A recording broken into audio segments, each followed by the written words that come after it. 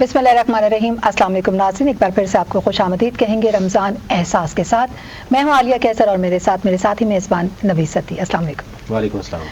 जैसा कि हम सब जानते हैं कि आज रमज़ानुल मुबारक का 11वां दिन यानी 11वां रोज़ा है।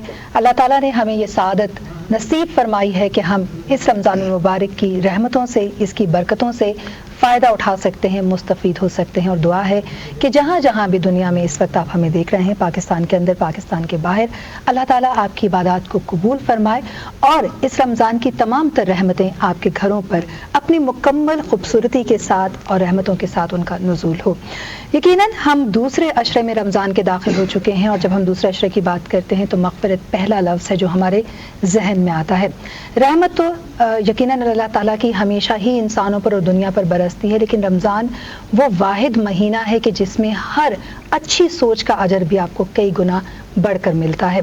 तो फिर मग़फ़िरत तलब करने वालों के लिए कैसे मुमकिन है कि अल्लाह ताला उनकी बख्शिश ना फरमाए, उन्हें माफ़ ना करे। अगर हम वाकई हकीकी मायनों में माफ़ी के तलबगार हैं तो ये वो अशरा है कि जिसमें हम अपने गुनाहों की ना सिर्फ मग़फ़िरत करवा सकते हैं, बख्शिश करवा सकते हैं, बल्कि आने वाले वक्त के लिए ख़ुद को भी और इस दुनिया को भी बेहतरीन तरीके से तैयार कर सकते हैं। तो दुआ है कि इस अशरे की तमाम तर जो असास है, जो रूह है और जो मकसद है वो हम हासिल कर पाएँ, क्योंकि अल्लाह ताला तो यकीनन हर चीज़ पर कादिर है और उसके कुन पर हर चीज़ कायम है। लेकिन उस कुन के लिए हमें मांगना पड़ेगा, तालिब होना पड़ेगा, और तालिब होने के लिए बहुत ज़रूरी है कि आपके दिल से पुख्ता ईमान के साथ दुआ निकले। तो अपने लिए भी दुआ कीजिए और हमारे लिए भी कि अल्लाह ताला इस रमज़ानुल मुबारक की बरकतों के साथ हमारी मग़फ़िरत भी फरमाए और इसके साथ साथ इस दुनिया से जितने लोग जा चुके हैं, इस दुनिया में जो लोग मौजूद हैं, वो अपने गुनाहों से तौबा करके अल्लाह की बताए हुए सही रास्ते पर चल सकें।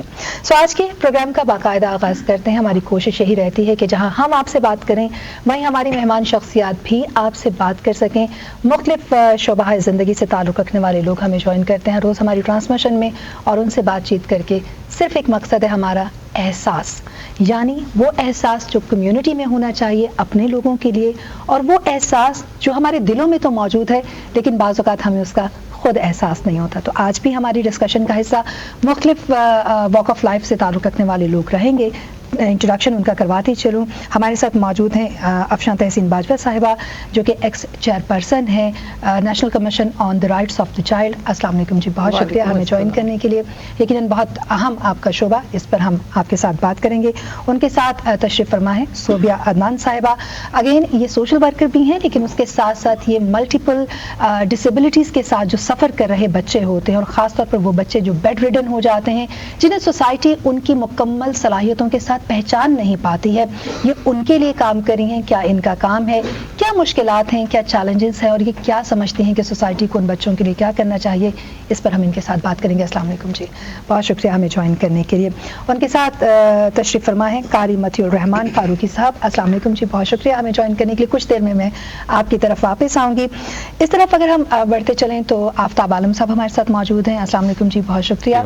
सोशल वर्कर हैं, सोशल सेक्टर से इनका ताल्लुक़ है और ख़ास तौर पर दुखी इंसानियत की खिदमत के लिए बहुत काम कर रहे हैं, जो कि प्रोग्राम में आगे इस पर हम बात करेंगे। और उनके साथ तशरीफ़ फरमा है डॉक्टर इरफान अली साहब, जो कि अगेन गैस्ट्रो एंट्रोलॉजिस्ट भी हैं और जिगर या मैदे के अमराज आसान अल्फाज में कह दें उनको इस वक्त डील करें। अस्सलाम वालेकुम डॉक्टर साहब, बहुत शुक्रिया हमें ज्वाइन करने के लिए। और उनके साथ ही तशरीफ़ फरमा है अलहाज लियाकत हुसैन फारूकी साहब, जो कि नात ख़्वाह हैं और आज इस महफिल में जहाँ हम यकीनन अल्लाह ताला का जिक्र करते हैं, हमदो सना होती है, वहीं पर हज़रत मोहम्मद सल्लल्लाहु अलैहि वसल्लम या नात रसूल मकबूल सुनने की सादत भी हम हासिल करते हैं। लेकिन यकीनन नवीद बाकायदा प्रोग्राम का आगाज़ हम तलावत कुरान पाक से करेंगे और उसके लिए मैं रिक्वेस्ट करूँगी कारी मतियुर रहमान फारूकी साहब को कि वो हमें तलावत कुरान पाक की जो सादत है वो नसीब फरमाएं।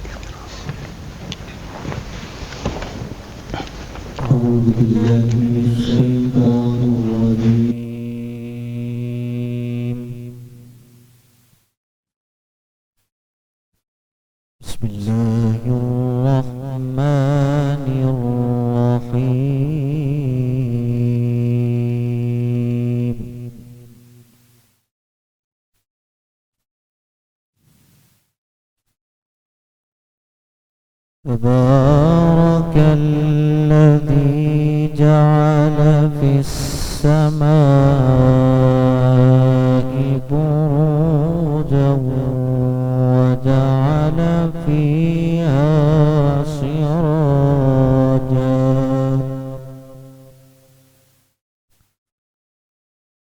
وجعل فيها سراجا وقمرا منيرا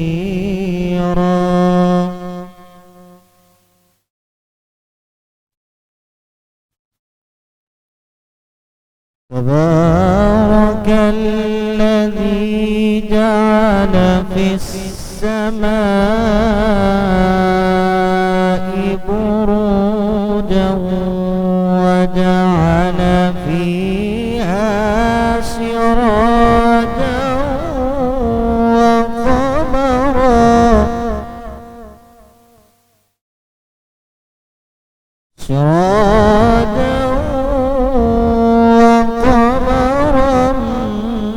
منيرا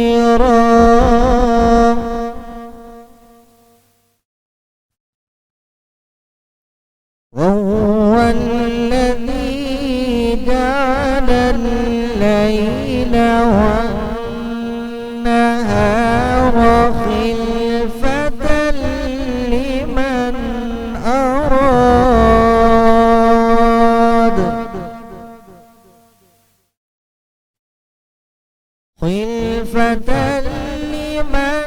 أراد أن يذكر أو أراد شكورا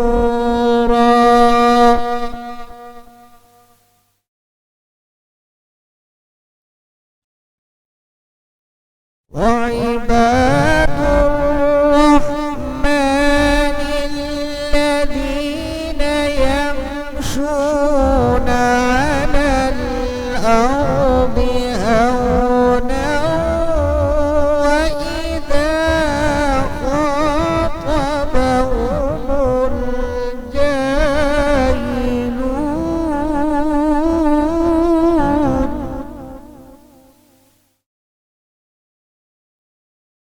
وإذا خاطبهم الجاهلون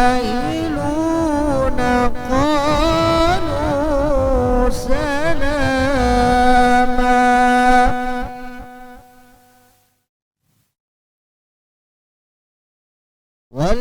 والذين يبيتون لربهم سجدا وقياما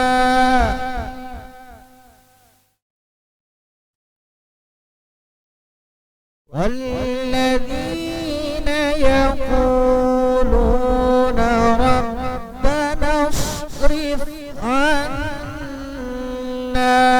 عذاب جهنم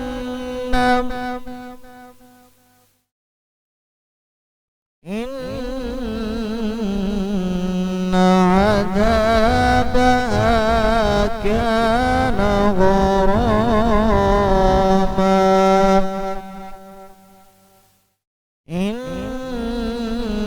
إنها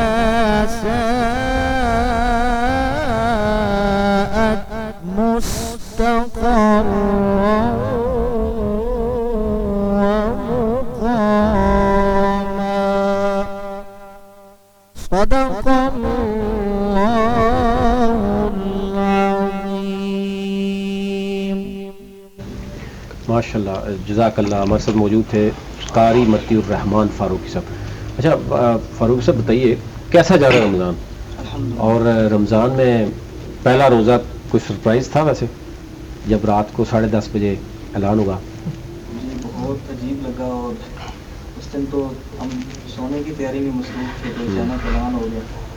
تو دوبارہ نئے سرے سے ہم آئے مسجد میں اور تراویح پڑھی، الحمدللہ بہت بارہ سنا. اچھا بہت سے لوگ ہم نے دیکھا کہ وہ ایون جو ہی اعلان ہوا تو اس کے بعد وہ مسجد میں گئے جی، اور اس کے بعد لیٹ تک وہ مسجد میں رہے. اسی طرح ہم خود رات کو 12 ساڑھے 12 ادھر ہی بیٹھے. کیسے جا رہے ہیں روزے، کیسے جا رہے ہیں؟ الحمدللہ بہت اچھی. ابھی تک تو روزے ہمارے لیے موسم کی وجہ سے ذرا بہت اچھے یہ تو اچھا رمضان جا رہا ہے. روزے ہیں. بالکل. میں اس کے بعد جاؤں گا. ہمارے ساتھ الحاج لیاقت حسین فاروقی صاحب ہیں اور ریلیجیس منسٹری سے یہ ریٹائرمنٹ انہوں نے لی. ان سے ہم نعت کی سعادت حاصل کریں گے.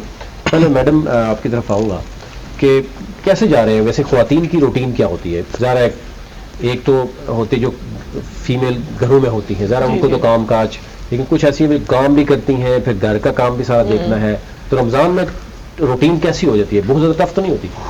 رمضان میں بلکہ مجھے لگتا ہے کہ ورکنگ جو لیڈیز ہیں وہ زیادہ اچھا فیل کرتی ہیں، کیونکہ ایک تو ٹائمنگ ریڈیوس ہو جاتے ہیں آفیسز کے، اور یہ وہ وقت ہوتا ہے جہاں پہ قدرے کام کا پریشر کم ہوتا ہے، اور وہ جو ادروائز اپنے بچوں کے ساتھ فیملی کے ساتھ ٹائم نہیں گزار سکتی ہیں، تو یہ وقت ہوتا ہے کہ جب ہم بچوں کے ساتھ بھی ٹائم گزاریں، عبادت کو بھی زیادہ ٹائم دیں، اور تھوڑا سا روٹین سے چونکہ ہٹ کے ہوتا ہے، تو اس کو میرے خیال سے یہ ایسی دن ہوتے ہیں جس کو یاد کرتا ہے انسان.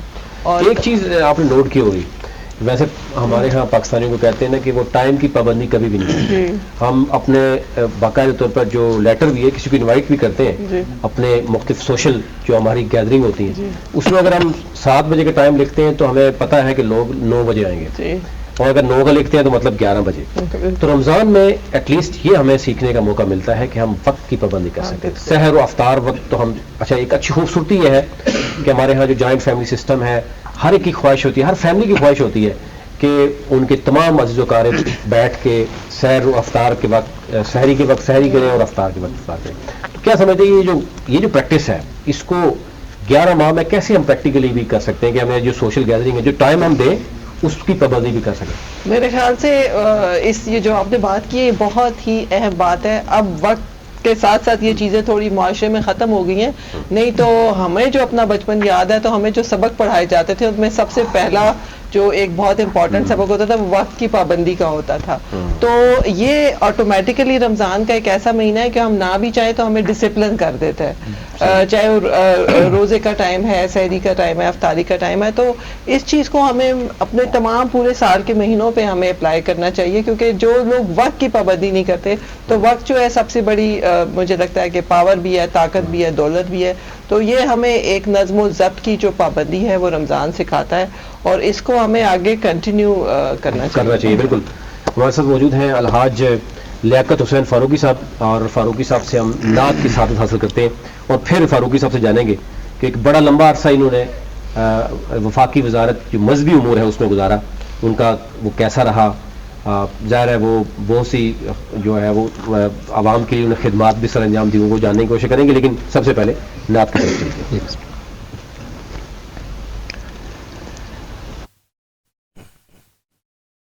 محبوب خدا کا ہے جو نبیوں کا نبی ہے، محبوب خدا کا ہے جو نبیوں کا نبی ہے، وہ میرا نبی میرا نبی میرا نبی ہے، وہ میرا نبی میرا نبی میرا نبی ہے. جنت سے بھی بڑھ کر ہے مدینے کی فضائیں، جنت سے بھی بڑھ کر ہے مدینے کی فضائیں، ہر آن جہاں چلتی ہے رحمت کی ہوائیں، ہر آن جہاں چلتی ہے رحمت کی ہوائیں. دیکھو تو یہاں دیکھو تو یہاں نور کی چادر سی تنی ہے، وہ میرا نبی میرا نبی میرا نبی ہے، وہ میرا نبی میرا نبی میرا نبی ہے. کچھ لوگ نہیں عظمت محبوب سمجھتے، کچھ لوگ نہیں عظمت محبوب سمجھتے، پڑھتے ہیں درود ان پہ خدا اور فرشتے، پڑھتے ہیں درود ان پہ خدا اور اور فرشتے قرآن پڑھو قرآن پڑھو اس میں یہی بات لکھی ہے او میرا نبی میرا نبی میرا نبی ہے وہ میرا نبی میرا نبی میرا نبی ہے لکھتا ہوں میں نعتیں کبھی پڑھتا ہوں میں نعتیں لکھتا ہوں میں نعتیں کبھی لکھتا ہوں میں نعتیں کبھی پڑھتا ہوں میں نعتیں دن اس میں گزرتا ہے اسی میں میری راتیں دن اس میں گزرتا ہے میرا اس میں میری راتیں خوشبو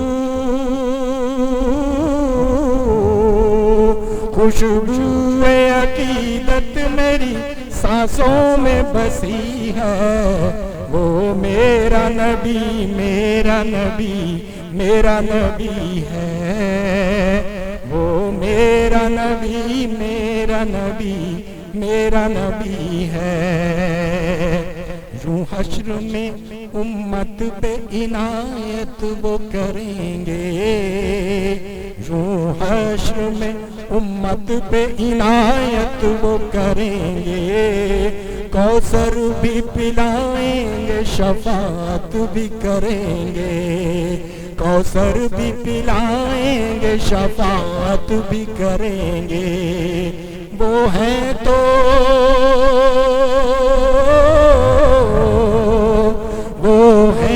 لیاقت ہمیں کس شے کی کمی ہے وہ میرا نبی میرا نبی میرا نبی ہے وہ میرا نبی میرا نبی میرا نبی ہے جزاک اللہ ماشاء اللہ. اچھا فاروقی صاحب ایک چیز تو میں جاننا چاہ رہا ہوں کیونکہ ظاہر آپ بتائیں خود کہ آپ کا کتنا وقت گزرا ہے مذہبی امور کی منسٹری میں اور ہر سال ہمارے ہاں حج عمرہ کرنے کے لیے مساجد ہماری بھر جاتی ہیں رمضان میں لیکن ہمیں سوسائٹی میں جب دیکھتے ہیں تو ہمارے ہاں جھوٹ فراڈ ملاوٹ اس وقت رمضان میں ہی آپ دیکھ لیں رمضان سے چند دن قبل ہمیں جو فروٹ وہ سستے ملتے ہیں پہلے روزے میں آپ خریدنے کی آپ کے اندر سکت نہیں ہوتی اور آپ پھر بائیکاٹ کی کوشش کی جاتی. کیا وجہ ہے کہ ہمارے ہاں یعنی ہر چیز میں عبادت میں بھی سب سے آگے ہمیں کوئی چیز خالص کسی گلی محلے سے بھی نہیں ملتی مساجد ہماری بھری ہوئی ہیں پریکٹیکلی یعنی کون و فیل میں تضاد کیوں ہے؟ آپ نے کیونکہ ایک بڑا عرصہ منسٹری میں گزارا آپ بہت قریبی آپ ان چیزوں کو دیکھتے رہے ہیں کہ کس قدر جو ہے وہ جی میں نے تقریباً 20 سال کے قریب جو ہے وہ مذہبی امور میں گزرے ہیں حجاج کی خدمت کا موقع بھی ملا اور معاشرے کی جو مذہبی طبقہ ہے جس میں علماء اکرام ہیں مشائخ ہیں قراء ہیں حفاظ ان کے بھی بہت قریب رہے ان کے بھی بہت قریب رہے تو جس طرف آپ نے اشارہ کیا یہ تو ایک میں سمجھتا ہوں ایک ایسا عمل چلا آ رہا ہے جس کی شروع سے جس دور میں بھی ہم دیکھیں تو وہ اصلاح کی ضرورت جو ہے وہ رہتی ہے. صحیح. تو جو حضرات آپ نے ذکر کیا کہ وہ اس بات کا خیال نہیں کرتے کہ رمضان میں کم از کم ہمیں بلکہ اس چیزوں کا سستا ملنا چاہیے انہیں کچھ اپنا حصہ بھی ڈالنا چاہیے لیکن رمضان میں وہی چیز جو ہے وہ دگنی قیمت اسی پہ چلی رمضان جاتی میں ہے. آپ کے بہت سے آپ مسلم ممالک میں دیکھ لیں غیر مسلم ممالک میں دیکھ لیں وہ روزہ داروں کو ڈھونڈتے ہیں کہ ان کو فری میں یعنی کس طریقے سے افطاری کروائی جائے گی ان کے لیے اسپیشل ڈسکاؤنٹس لگائے جاتے ہیں لیکن پاکستان میں آپ دیکھتے ہیں کہ جو ہی روزے کے یعنی روزے سے 10 دن پہلے ہی ہمیں اتنا اس قدر اب آٹے کی تقسیم ہو رہی ہے آپ کے سامنے ہے تو ہم یہ سمجھتے کہ کس طرح یہ یعنی بہتر کس طرح ہو سکتا ہے. بس یہ آج کی ہماری یہ نشست بھی اسی چیز کا حصہ ہے. آپ نے ماشاءاللہ مختلف حضرات کو مختلف موضوعات پر جو ہے وہ بات کرنے کی لیے بلایا ہے اور یہ ترغیب جاری ہے کہ ہر شعبے میں جو ہے وہ اس کی اصلاح ہوتی جائے. بالکل صحیح. تو اس طرح سے علماء کرام بھی جو ہے اپنی کوشش کرتے رہتے ہیں, اور رمضان کا مہینہ بھی اللہ تعالیٰ نے اسی لیے عطا کیا ہے کہ اس رمضان میں جو لوگ متوجہ نہیں ہوتے ان کو بھی ان کی توجہ بھی اس طرف ہو جاتی ہے. اچھا آفتاب عالم صاحب, کیونکہ جب ہم بات کرتے ہیں اب مغفرت کا باقاعدہ عشرہ شروع ہو گیا ہے, رحمت کا عشرہ ابھی ختم ہوا, ظاہر ہے ہم یہ دیکھتے ہیں کہ رمضان مبارک میں یہ تو بہت خوبصورت ہمیں ایک پورا ماہ نظر آتا ہے, ٹائم کی پابندی کرتے ہیں ہم, ہمارے یعنی مساجد کی بات کریں ہم, عمرے کے لیے حج کے لیے ہمارے ہاں ایک بڑی تعداد موجود ہے, لیکن اس کے ساتھ ساتھ معاشرے میں بہت سی برائیاں بھی ہیں, قول و فعل کی تضاد بھی ہمیں کچھ نظر آتا ہے. اور معاشرے میں سب سے بڑی اگر ہم سوشل سیکٹر کی بات کریں تو آپ ایک گلی محلے کی شاپ پہ بھی جاتے ہیں تو وہاں پر اگر لکھا ہوا آپ کو ملے کہ خالص دیسی, خالص دودھ, خالص یہ چیزیں, اس کا مطلب کیا ہے کہ معاشرے میں خالص ہے ہی نہیں ہے, اور اگر آپ لینے چلے جائیں تو وہ ملتا نہیں ہے. تو اس کس طرح اصلاح کر سکتے ہیں مزید, یعنی ہم دیکھیں کہ رمضان مبارک کا اس طرح کا ہم ایک ماہ جس میں ہم اپنے آپ کو بہت کچھ ہم سیکھ سکتے ہیں. اصل میں سمجھتا ہوں کہ اصل مسئلہ جو ہے وہ درست تصور دین کا ہے. جہاں پہ بات اٹکی ہوئی ہے نا وہ درست تصور دین کا ہے. اللہ کے رسول صلی اللہ علیہ وسلم کی جو زندگی ہے ایک نبوت سے بعد کی زندگی ہے اور ایک نبوت سے پہلے کی زندگی ہے. آپ صلی اللہ علیہ وسلم پہ جب آپ پہلی وحی نازل ہوئی 40 سال کی عمر میں, تو آپ اس کے بعد جب گھر تشریف لائے, آپ کی زوجہ محترمہ گھر موجود تھی, اور جس کیفیت میں آپ سب لوگوں نے اس کو پڑھا کہ ٹھٹھرتے جسم تھا اور ایک عجیب کیفیت تھی, اور آ کے اپنی زوجہ کو کہا کہ مجھے کچھ اوڑھاؤ, اور اس کیفیت میں دیکھ کے آپ کی زوجہ نے محسوس کیا کہ اللہ کے رسول صلی اللہ علیہ وسلم کی آج کیفیت کچھ اور ہے, تو حوصلہ دیتی ہیں پھر, اور اس حوصلے کو بڑے تاریخی الفاظ ہیں, حوصلہ دیتے ہوئے یہ کہتی ہیں کہ آپ غم نہ کریں, اللہ آپ کے ساتھ ہے. کیوں ساتھ ہے؟ اگلی بات جو کہتی ہے وہ یہ کہتی ہے کہ آپ بیواؤں کے, یتیموں کے, مسکینوں کے والی, آسرا, سہارا ہیں. اس کو بنیاد بنا کے اللہ کے رسول صلی اللہ علیہ وسلم کو حوصلہ دیتی ہیں. اب جو بات آپ نے کہی کہ قول و فعل کے اندر تضاد ہے, یہ جو روزہ ہے قرآن مجید میں ایک بڑی واضح آیت ہے اس کے حوالے سے کہ یا ایھا الذین آمنوا کتب علیکم الصیام کما کتب علی الذین من قبلکم لعلکم تتقون. الٹیمیٹ نتیجہ کیا نکلنا ہے اس کا؟ بھوک پیاس, صبح سے شام تک کچھ کھاتے نہیں ہیں, پیتے نہیں ہیں, اتنا بھی خیال رکھتے ہیں کہ اس حلق کے اندر سے ایک قطرہ پانی بھی نیچے نہیں جانے دیتے, اس قدر خیال رکھتے ہیں. اس کا لازمی نتیجہ نکلنا یہ چاہیے لعلکم تتقون, آپ متقی بن جائیں. اب ہم نے جو تقوی کا معیار یا جو تقوی کا سٹینڈرڈ مقرر کیا ہے کہ آپ نمازیں پڑھنے والے ہوں, صدقے کرنے والے ہوں, نوافل پڑھنے والے ہوں, اس دائرے کے اندر بند کیا ہوا تقوی کو, جبکہ تقوی صرف اس کے دائرے کے اندر بند نہیں ہے. آپ کے پڑوس میں کوئی بھوکا ہے تو آپ اس کی مدد نہیں کر رہے تو آپ متقی نہیں ہیں. آپ کے ہاں کوئی یتیم ہے, کوئی مسکین ہے, کوئی ایسا فرد ہے کہ جو کسی مسائل کے شکار ہے, آپ اس کی طرف توجہ نہیں دے رہے, تو اس کا مطلب ہے آپ اس طرف نہیں جا رہے نا. دیکھیں تقوی جو ہے وہ ایک تو عبادات کے ذریعے تقوی آتا ہے, آپ کی روح کے اندر تسکین ہوتی ہے, آپ کی ڈیولپمنٹ ہوتی ہے اس روحانی نظام کی. دوسری طرف حب الہی, اور حب الہی کا لازمی تقاضا یہ ہے کہ آپ اس کی مخلوق کے ساتھ محبت کریں.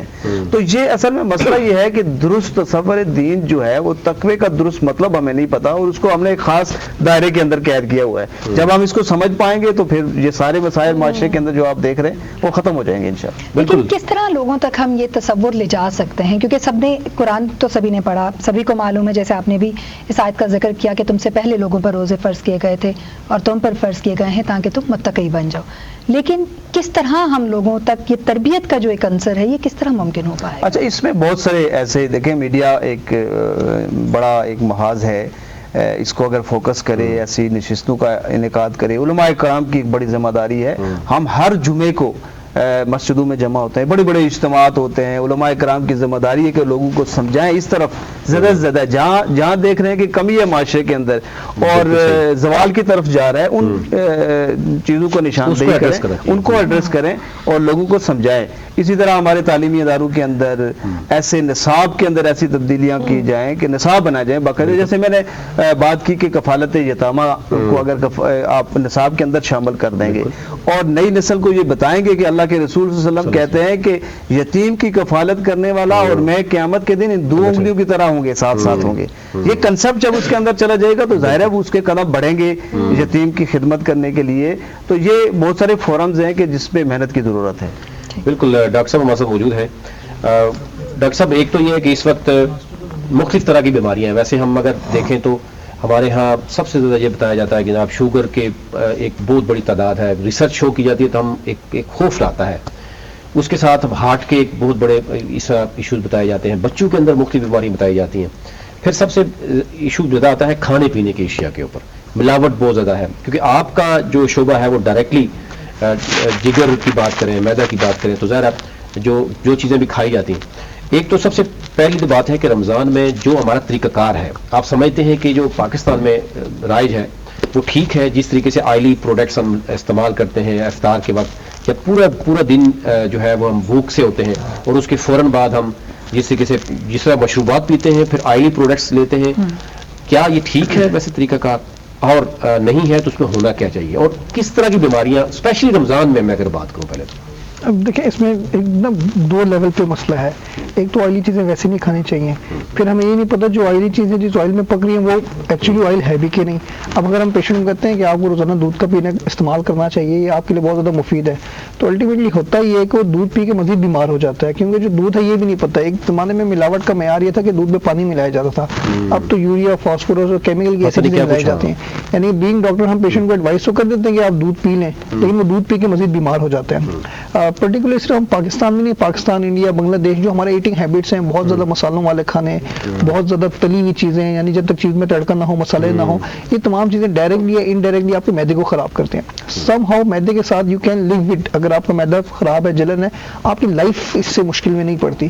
لیکن جو ملاوٹ والی چیزیں ہیں نا، آپ کی لائف اس میں مشکل میں پڑ جاتی ہے. ریزن بہائنڈ کہ اگر آپ گندا تیل استعمال کرتے ہیں تو ڈائریکٹلی انڈائریکٹلی لنک ہو جاتا ہے ہارٹ اٹیک کے ساتھ. اب بہت ہم جب چھوٹے تھے ہم نے نہیں دیکھا اپنے آس پاس کسی ینگ پیشنٹ کو ہارٹ اٹیک ہوتے ہوئے. اب بہت کامن ہو گیا ہے کہ ینگ پیشنٹس میں ہارٹ اٹیک کا بہت کامن ہو گیا. اور اس کے ساتھ ایک اور جو بڑا مسئلہ ہے کہ ہمارا لائف سٹائل، یعنی جو کچھ ہم کھاتے ہیں. پہلے ہم لوگ پیدل چلتے تھے، بچے تھے گراؤنڈ میں کھیلتے تھے. جب سے موبائل آ گئے ہیں، آسانیاں پیدا ہو گئی ہیں، لوگوں کے پاس گاڑیاں آ گئی ہیں، پیدل چلنا بالکل ختم ہو گیا. ہم کھاتے ہیں یعنی ٹیبل ٹو چیئر جاب ہو گیا. پھر کورونا کے بعد جب سے آن لائن جابس کا، آن لائن اسٹڈیز کا کنسپٹ آ گیا ہے، تو جو تھوڑی بہت ہماری فزیکل ایکٹیویٹی وہ بھی بالکل ختم ہو گئی. اچھا، ایک یہاں پہ میں صرف آپ سے سوال کرنا چاہوں گی کہ ہم بہت زیادہ ایمفسائز کرتے ہیں لائف سٹائل کے اوپر بھی اور کھانوں پر بھی. کیا جو انگزائٹی اور ڈپریشن ہے، کیا یہ بھی ہمارے معدے اور جگر پر اثر انداز ہوتا ہے؟ کیونکہ آج تو آپ باہر نکل جائیں تو ٹریفک کے معاملات لے لیں، بچے اپنی اسٹڈیز کو لے لیں، گھر کے اندر خواتین کو لے لیں، ایک بہت کامن ہے آپ ڈپریشن میں چلے جاتے ہیں، آپ انگزائٹی میں ہوتے ہیں، اگریسو ہوتے ہیں. تو کیا اس کا بھی کوئی لنک ہے؟ ڈائریکٹلی بہت کلوز لنک ہے. اللہ پاک نے ہمارے اختیار میں صرف کھانے کو نگلنے کے رکھا ہوا ہے. نگلنے کے بعد once it is into your stomach, اب یہ میرے اختیار میں نہیں ہے کہ میں کب کھانا اسٹمک سے انٹسٹائن میں لے کے جاؤں، کب میں نے اس کو ایکسکریٹ کرنا ہے، کہ جو میں نے ایسڈ جو ہوتا ہے یا مختلف انزائم جو ڈائجیشن کے ہیں وہ کب ریلیز ہونے ہیں، کتنے ریلیز ہونے ہیں. یہ تمام چیزیں ہمارا جو ہے نا برین کنٹرول کرتا ہے. ایک بہت کامن بیماری ہے آئی بی ایس کی، آپ لوگوں نے شاید زندگی میں سنی ہو، جس کو ہم اریٹیبل باؤل سنڈروم کہتے ہیں. پاکستان میں ہر 4% یعنی کہ 25% پیشنٹس کو زندگی میں کبھی نہ کبھی آئی بی ایس کا ایشو ہوتا ہے. پرٹیکولرلی پنڈی اسلام آباد کی بات کروں تو دیکھا گیا ہے جو ڈی ایچ اے بحریہ کی سائڈ جو پنڈی والی سائٹ ہے، ان پیشنٹس میں آئی بی ایس کا ریشو بہت زیادہ تھا ایک ٹائم پہ. اور جب وہ سائیکائٹرزم یونیورسٹی کے کچھ سائیکالوجسٹ نے ان پہ ریسرچ کی تو پتہ لگا یہ ٹریفک میں جیم میں پھنسے رہتے تھے، جو روڈ کی کنڈیشن ٹھیک نہیں تھی، باٹل نیک ہو جاتی تھی traffic. This was one of the culprit کہ وہ آئی بی ایس کا شکار ہو جاتے ہیں. تو آپ کی mental health is equally important کہ آپ کی فزیکل ہیلتھ، تو آپ کی اسپیشلی میں ریلیٹڈ ڈائجیشن، مینٹل ہیلتھ کا بھی بہتر ہونا بہت ضروری ہے. بالکل. ایک وقفے کے لیے کہا جاتا ہے، لیکن میں چاہتا ہوں پہلے ہم چلتے ہیں قاری متی الرحمان کی طرف، نعت کی سعادت حاصل کرتے ہیں قاری متی الرحمان صاحب کی طرف، اور اس کے بعد ہم وقفے کی طرف جاتے ہیں.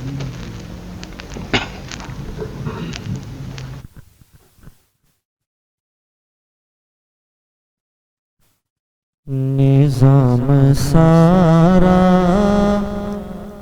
جو چل رہا ہے، نظام سارا جو چل رہا ہے، یہ فضل تیرا، کرم ہے تیرا. نظام سارا جو چل رہا ہے، یہ فضل تیرا کرم ہے تیرا نہ مانگنے پر بھی سب ملا ہے نہ مانگنے پر بھی سب ملا ہے یہ فضل تیرا کرم ہے تیرا یہ فضل تیرا کرم ہے تیرا تیرے کرم کو ہے جس نے چھوڑا بھٹکتے در در ہے اس کو دیکھا تیرے کرم کو ہے جس نے چھوڑا بھٹکتے در در ہے اس کو دیکھا جو در بدر سے بچا رہا ہے جو در بدر سے بچا رہا ہے یہ فضل تیرا کرم ہے تیرا نظام سارا جو چل رہا ہے یہ فضل تیرا کرم ہے تیرا جہاں میں تیرا ہے حکم جاری ہر بشر ہے تیرا بھکاری جہاں میں تیرا ہے حکم جاری ہر بشر ہے تیرا بھکاری قیام عرض و سما رکھا ہے یہ فضل تیرا کرم ہے تیرا یہ فضل تیرا کرم ہے تیرا نظام سارا جو چل رہا ہے یہ فضل تیرا کرم ہے تیرا نہ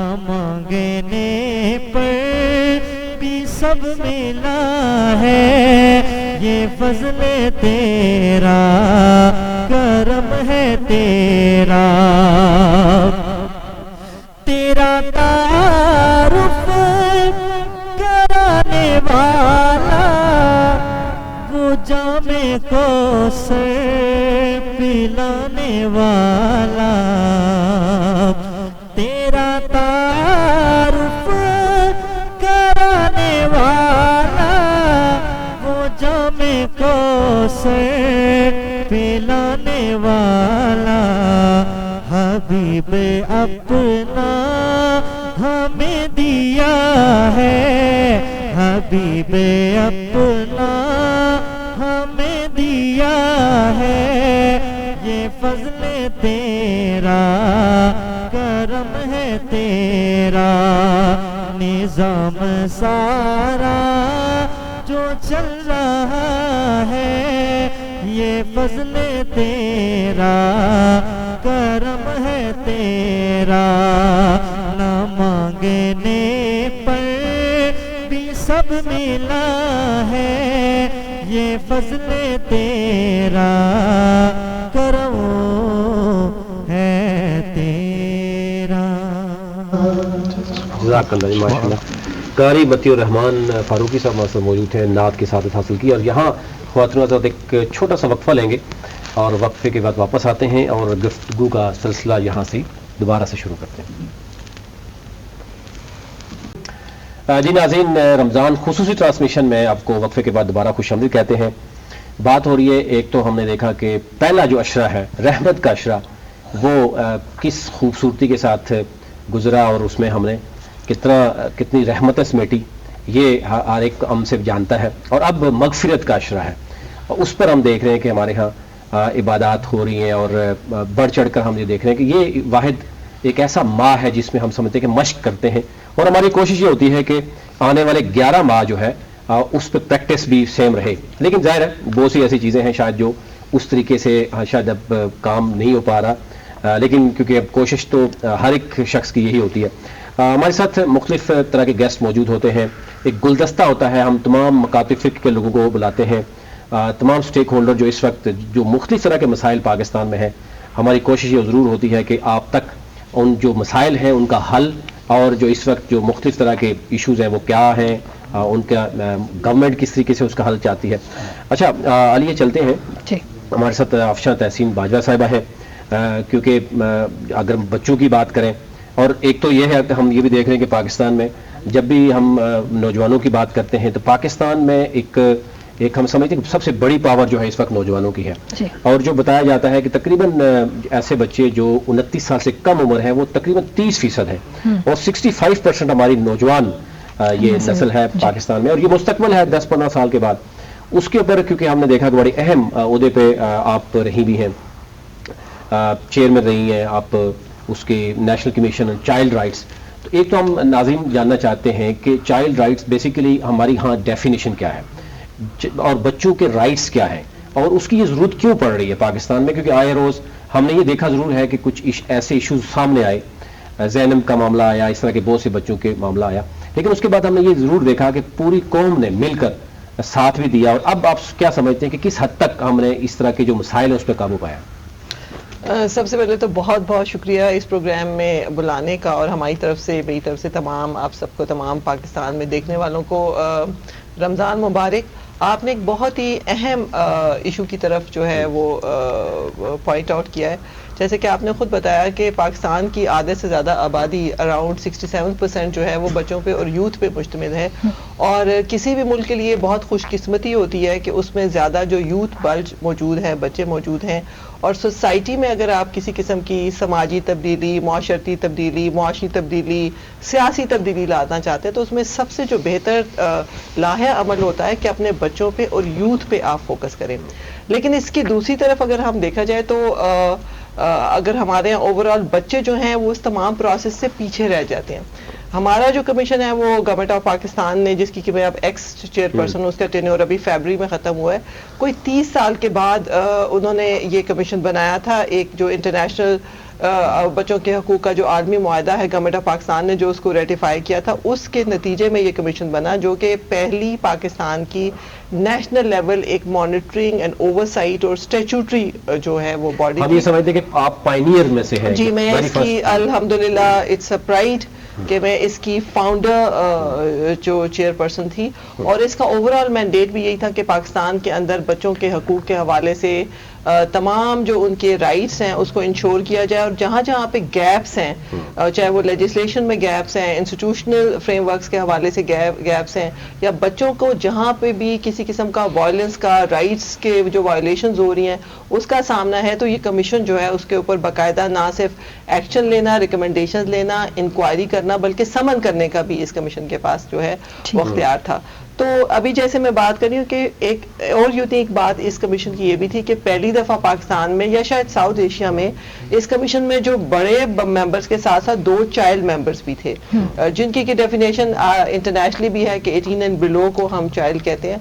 तो एक बॉय और एक गर्ल था, और मैं आपकी बात का जवाब देते हुए कहना चाहूँगी कि वो बच्चे जब भी बड़े फोरम से बोलते थे, पार्लियामेंट में बोलते थे, नेशनल लेवल पे, सेमिनार्स पे, वर्कशॉप्स पे, तो वो एक ही बात का गिला करते थे कि डियर पार्लियामेंटेरियंस, डियर एडल्ट्स, हमारे एल्डर्स, चूंकि हम वोट नहीं दे सकते, हम कॉन्स्टिट्यूएंसी नहीं होते, तो हम फोकस से रह जाते हैं। तो यही वजह है कि जब तक आप एडल्ट्स या यूथ को तो फिर भी किसी ना किसी हवाले से एंगेज हो जाते हैं, बच्चे जो हो हमेशा इस डेवलपमेंट के प्रोसेस में रह जाते हैं। अभी तक आपने चाइल्ड लीडरशिप का कॉन्सेप्ट नहीं सुना होगा, जबकि दूसरी तरफ अब आजकल के जमाने में जो आजकल की कंटेम्प्रेरी एज है, जिसमें social media, technology, IT, artificial intelligence का दौर है, तो आप देखेंगे कि हमारे बच्चे आजकल का 15 साल का बच्चा पहले जमाने के शायद 25 साल के बच्चे से ज्यादा मेच्योर और अवेयर और उसको स्मार्ट है मेंटली।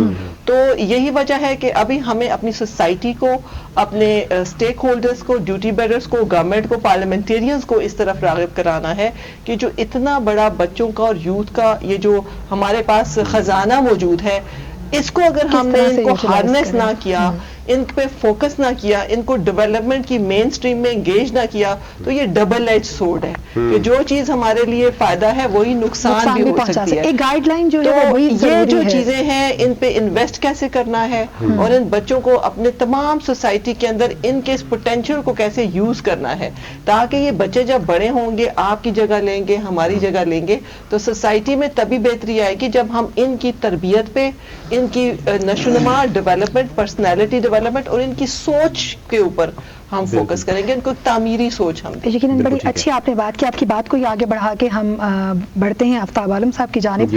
ان سے اسی موضوع پر بات کرتے ہیں کیونکہ سوشل سیکٹر میں کام بھی کر رہے ہیں اور یقیناً اس پہ بچوں کے ساتھ بھی کام کرنے کا موقع ملتا ہے. جیسے انہوں نے کہا کہ لیڈرز ہمیں پیدا کرنا چاہیے, سوشل سیکٹر میں آپ جو کام کر رہے ہیں وہ کس طرح کا کام ہے, اور کیا آنے والی یوتھ پر آپ کا فوکس ہے کہ ہمیں وہ بچے بنانے ہیں جو واقعی ہی لیڈرشپ کی کوالٹیز کے ساتھ آگے بڑھ سکیں گے؟ بہت شکریہ جی. 7 نیوز کا سب سے پہلے میں شکر گزار ہوں کہ انہوں نے اس مقدس اور بابرکت مہینے میں اتنی خوبصورت محفل سجائی ہے اور ہمیں اپنی آواز پبلک تک پہنچانے کا ایک اہتمام کیا ہے. الخدمت فاؤنڈیشن سے چونکہ میرا تعلق ہے اور الخدمت فاؤنڈیشن پورے ملک میں اس وقت کام کر رہی ہے اور ہمارے 9 ریجنز ہیں اور ان میں سے ایک ریجن JK ریجن ہے جس کو میں دیکھ رہا ہوں, اور ہمارا جو فوکس 7 ایریاز ہیں, ہم تو 7 ایریاز میں کام کرتے ہیں جس میں سب سے بڑا ایریا جو ڈیزاسٹر مینجمنٹ ہے, اور جو فلیگ شپ پروگرام ہے ہمارا وہ آرفن بچوں کا ہے, اور آرفن بچوں پہ اس وقت ہم پورے پاکستان میں کام کر رہے ہیں. کوئی مور دین 21,000 بچے جو ہیں وہ اس وقت ہمارے اس پروگرام کے تحت مستفید ہو رہے ہیں. ان بچوں کو ہم چاہتے ہیں کہ ایک خاص بات جو میں یہاں تذکرہ کرنا مناسب سمجھتا ہوں کہ ہم صرف فائنینشلی ان کو سپورٹ نہیں کرتے کہ آپ گئے اور کچھ پیسے دے کے ایک بچے کو واپس آ گئے یا اس کی ماں کو دے کے واپس آ گئے. مچھلی دینا نہیں, مچھلی پکڑنا بھی سکھا. جی, ہمارے اس پروگرام کے اندر 2-3 سہولتیں ہیں کہ جو ہم بچوں کو پرووائڈ کر رہے ہوتے ہیں. ایک تو ان کو فائنینشلی سپورٹ تو کر ہی رہے ہوتے ہیں, لیکن دوسرا جو ہمارا اہم پروگرام ہے وہ ان کی کریکٹر بلڈنگ ہے, کریکٹر ڈیولپمنٹ کرتے ہیں ہم ان کی, اور اس کے لیے ہم منتھلی ان کے پروگرام ارینج کرتے ہیں, ان کے اندر مورل ویلیوز کو ڈیولپ کرتے ہیں تاکہ وہ بچے بڑے ہو کے اس معاشرے کے لیے کہ مفید شہری بنے. اور اس وقت جو پاکستان میں یونیسیف کی ایک رپورٹ ہے کہ 17 سال تک کی عمر کو پہنچنے والے جو بچے ہیں ان کی تعداد 40 لاکھ سے تجاوز کر گئی ہے. اور ایک رپورٹ میں نے یہ بھی پڑھی کہ اگر پوری دنیا میں دیکھا جائے آرفن بچوں کو, تو اگر ان کی ہاتھوں کی زنجیر بنائی جائے تو پوری دنیا کو اپنے حصار میں لے لیں, اتنی بڑی تعداد ہے. اور یہ ایک بہت بڑا چیلنج ہے آرفن بچوں کا, کہ جن کا آرفن بچوں کی بات میں خصوصی طور پہ اس لیے اس کی ڈیفینیشن کیا ہے؟ آرفن بچوں کی بھی مختلف ہوتا ہے کہ ان کی ایج کہاں تک ہوتی ہے, اور آرفن بچہ جو ہے بچی ہے کیا اس کی ڈیفینیشن ہے پاکستان میں؟ آرفن جو ہم جس کو آرفن کو لیتے ہیں نا 4 سال کی عمر میں, 3 سال تک تو وہ فیڈ کر رہا ہوتا ہے, ماں کے ساتھ رہتا ہے, پھر 4 سال میں وہ اسکول میں چلا جاتا ہے تو اس کو ہم اڈاپٹ کر لیتے ہیں, اور پھر اس کو 18 ایئرس تک اس کو ہم سپورٹ کرتے رہتے ہیں, اور پھر اسکالرشپ کی تک بھی ہم اس کو سپورٹ کر رہے ہوتے ہیں. اور میں بات کر رہا تھا کہ اس وقت جو ہے دنیا میں جو سب سے بڑا چیلنج ہے وہ آرفن بچوں کا ہے. اور یہ جو آرفن بچہ ہے نا, اس کی جو خاص بات یہ ہے, دیکھیں اس وقت ہمارے ملک میں بہت ساری ایسی ولنریبل کمیونٹیز ہیں کہ جن کی آواز ہے, لیکن آرفن بچے کی کوئی آواز نہیں ہے. سارے لوگ احتجاج کرتے ہیں, ٹرانسجینڈر احتجاج کرتے ہیں, اور ایسی کمیونٹیز ہیں جو معاشرے کی محروم نادار طبقات ہیں وہ جا کے احتجاج کرتے ہیں. لیکن آرفن بچہ ایک ایسا ہے کہ جس کی کوئی آواز نہیں, وہ کیسے احتجاج کرے گا؟ چھوٹا بچہ ہے, اس کی ماں ہے وہ پہلے سے بہت سارے مسائل کا شکار ہے, اس کا ہسبینڈ چلا گیا اس دنیا سے, تو اب اس کی آواز بننا چاہتے ہیں ہم بنیادی طور پہ. اور اس آواز بننے کے لیے الخدمت فاؤنڈیشن نے ملک بھر کے اندر ایک آرفن فیملی سپورٹ پروگرام کے نام سے ایک بڑا پروگرام شروع کیا ہے.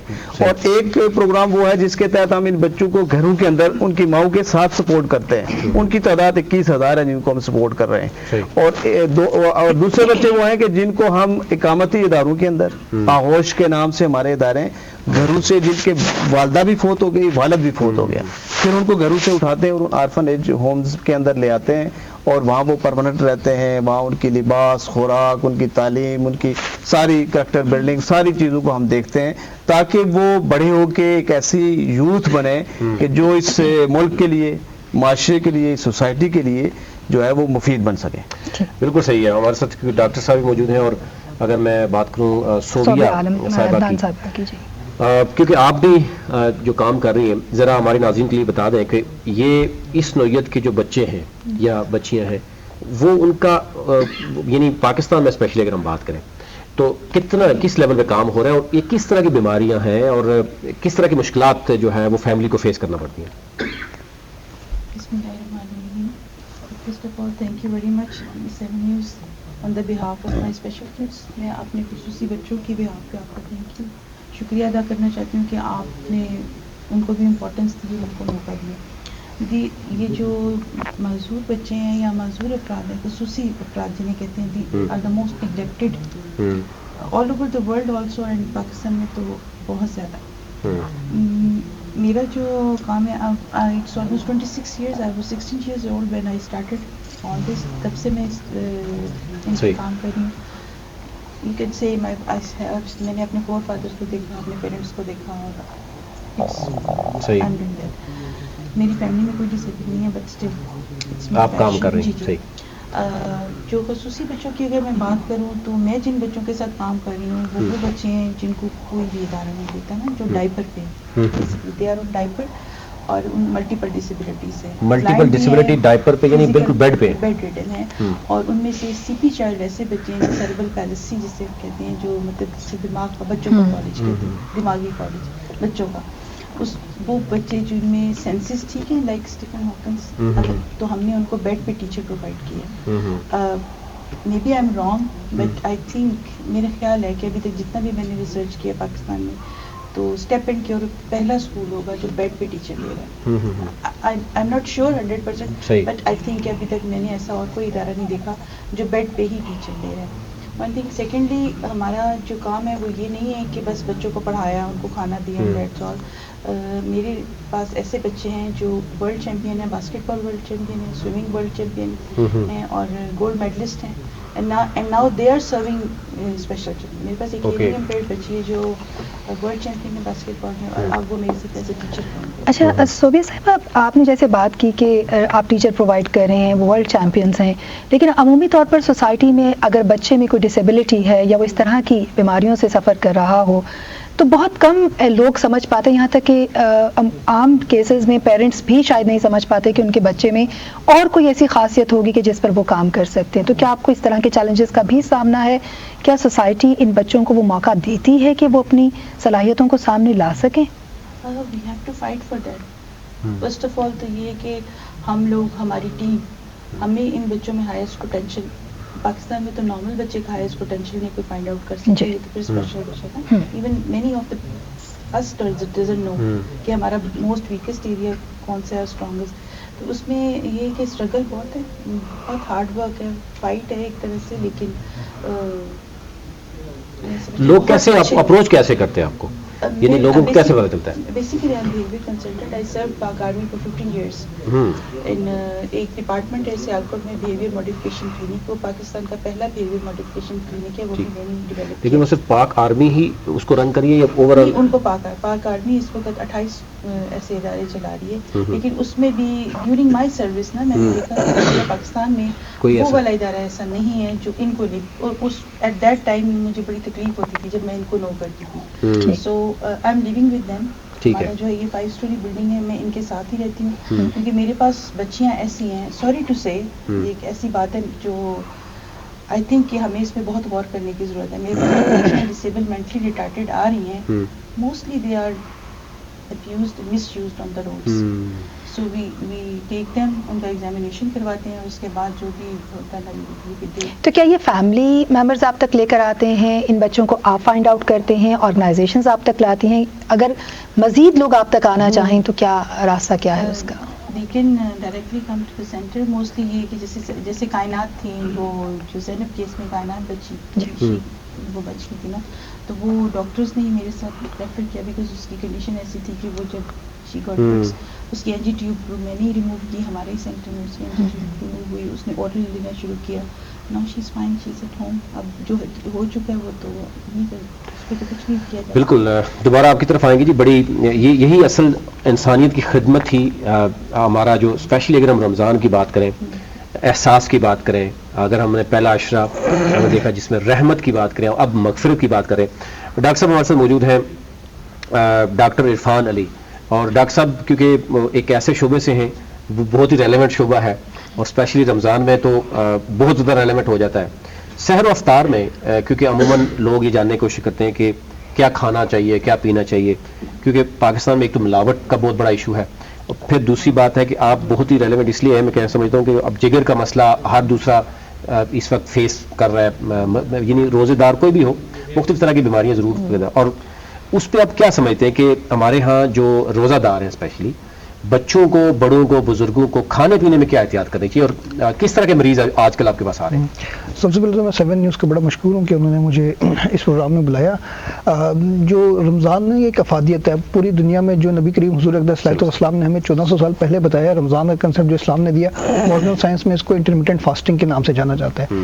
یعنی کہ اب ریسرچ کے مطابق انٹرمیٹنٹ فاسٹنگ ایک ایسی چیز ہے جو کہ بہت سی بیماریوں کا علاج ہے. پہلے تو ہم سمجھتے تھے ویٹ لاس کرنی ہے, انٹرمیٹنٹ فاسٹنگ ویٹ لاس یہ کیوریٹو ہے, بٹ یہ مینجمنٹ ہے, ٹریٹمنٹ ہے. جس طرح اگر میں بات کروں non alcoholic fatty liver disease ہے جسے عموماً عام زبان میں جگر کی چربی کہا جاتا ہے, جو ٹائپ 2 ڈائبٹیز ہے جو موٹاپے کی وجہ سے ہوتی ہے, اس میں انٹرمیٹنٹ فاسٹنگ جو ہے آپ کا ویٹ لاس کرتی ہے اور ڈائریکٹلی آپ کی بیماری ٹھیک کرتی ہے. مگر ہم رمضان میں جو ہمارا ایٹنگ ہیبٹ ہے, ہم ساری جو انٹرمیٹنٹ فاسٹنگ یا رمضان کی جو افادیت اور روح ہے اس کا بالکل ستیہ ناش کر دیتے ہیں جس طرح ہم لوگ کھانا کھاتے ہیں.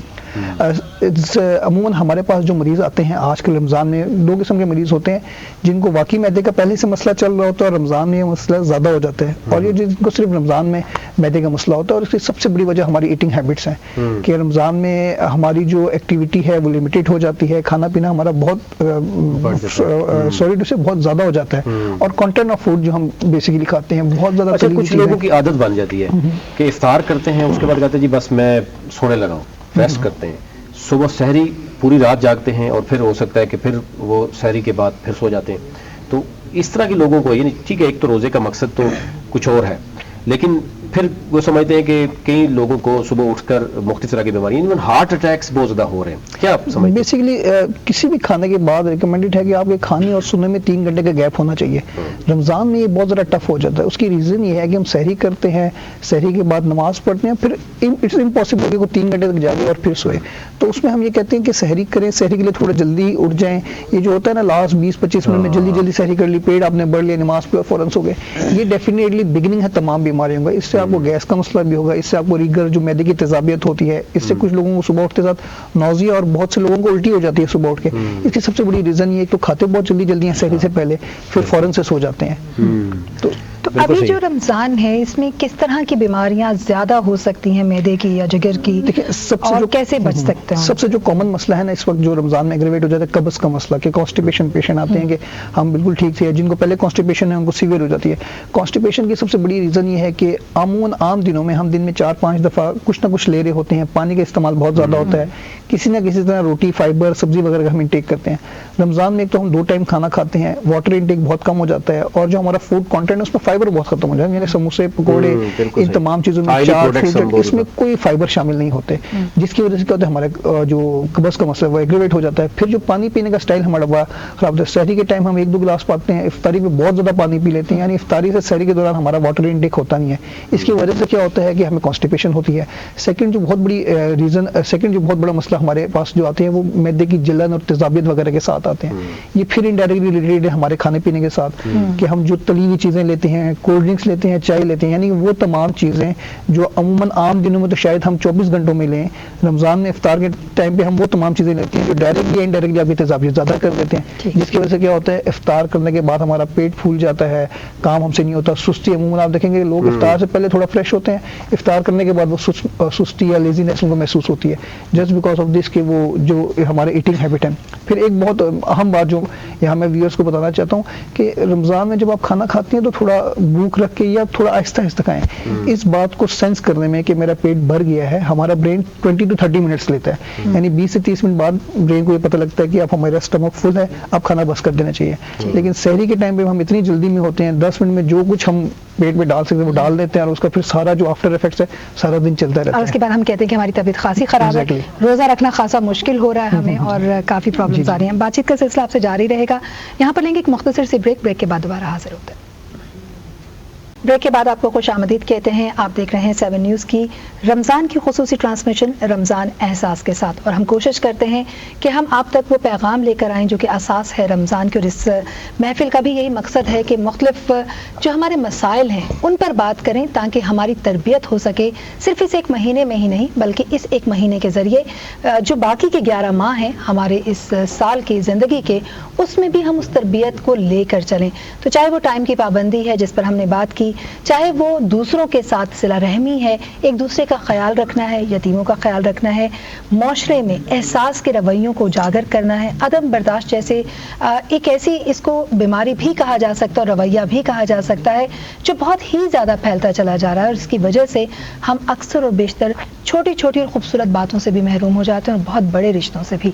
तो एक अदम बर्दाश्त जो है उसको भी हमें ख़त्म करना होगा और एहसास के साथ आगे बढ़ना होगा कि हमें एक दूसरे की ज़रूरत है, और उसी पर हमारी ख़ानदान, हमारी सोसाइटीज़, यहाँ तक कि हमारा प्रोग्राम भी कायम है। बिल्कुल, आपने जो बात की बर्दाश्त की, मैं गुज़िश्ता कई दिनों से हम देख रहे हैं कि ज़रा जब अफ्तार के वक्त आप किसी जगह जब पहुँचते हैं तो हमारे यहाँ जो बर्दाश्त का मामला ये है कि कोई इशारे को भी नहीं छोड़ता, यानी सिर्फ क्या है कि जी हम रोज़े की उस टाइम पे पहुँच जाएं, यानी हम एहतियात नहीं करते, हम इशारा भी तोड़ देते हैं। मैंने ये देखा है बड़े ख़तरनाक एक्सीडेंट्स हुए हैं, रिपोर्ट हुए हैं लास्ट कि जी लोग ये चाहते हैं कि किसी तरीके से रश करते हैं और वो इफ्तार तक पहुँचते हैं जी, अगर किसी ने इन्वाइट किया या फैमिली, और पूरा शायद 2-3 घंटे बैठे रहेंगे, आखिरी वक्त पर निकलते हैं और उस वक्त जो है वो बता। तो ये एक जो रमज़ान का माह है, हम समझते हैं कि इसमें भी हमें बर्दाश्त का देखना होगा, और अगर अब कहीं पहुंचना है तो हमें कुछ वक्त पहले तैयार होना चाहिए, पहले पहुंचना चाहिए, बजाय इसके कि हम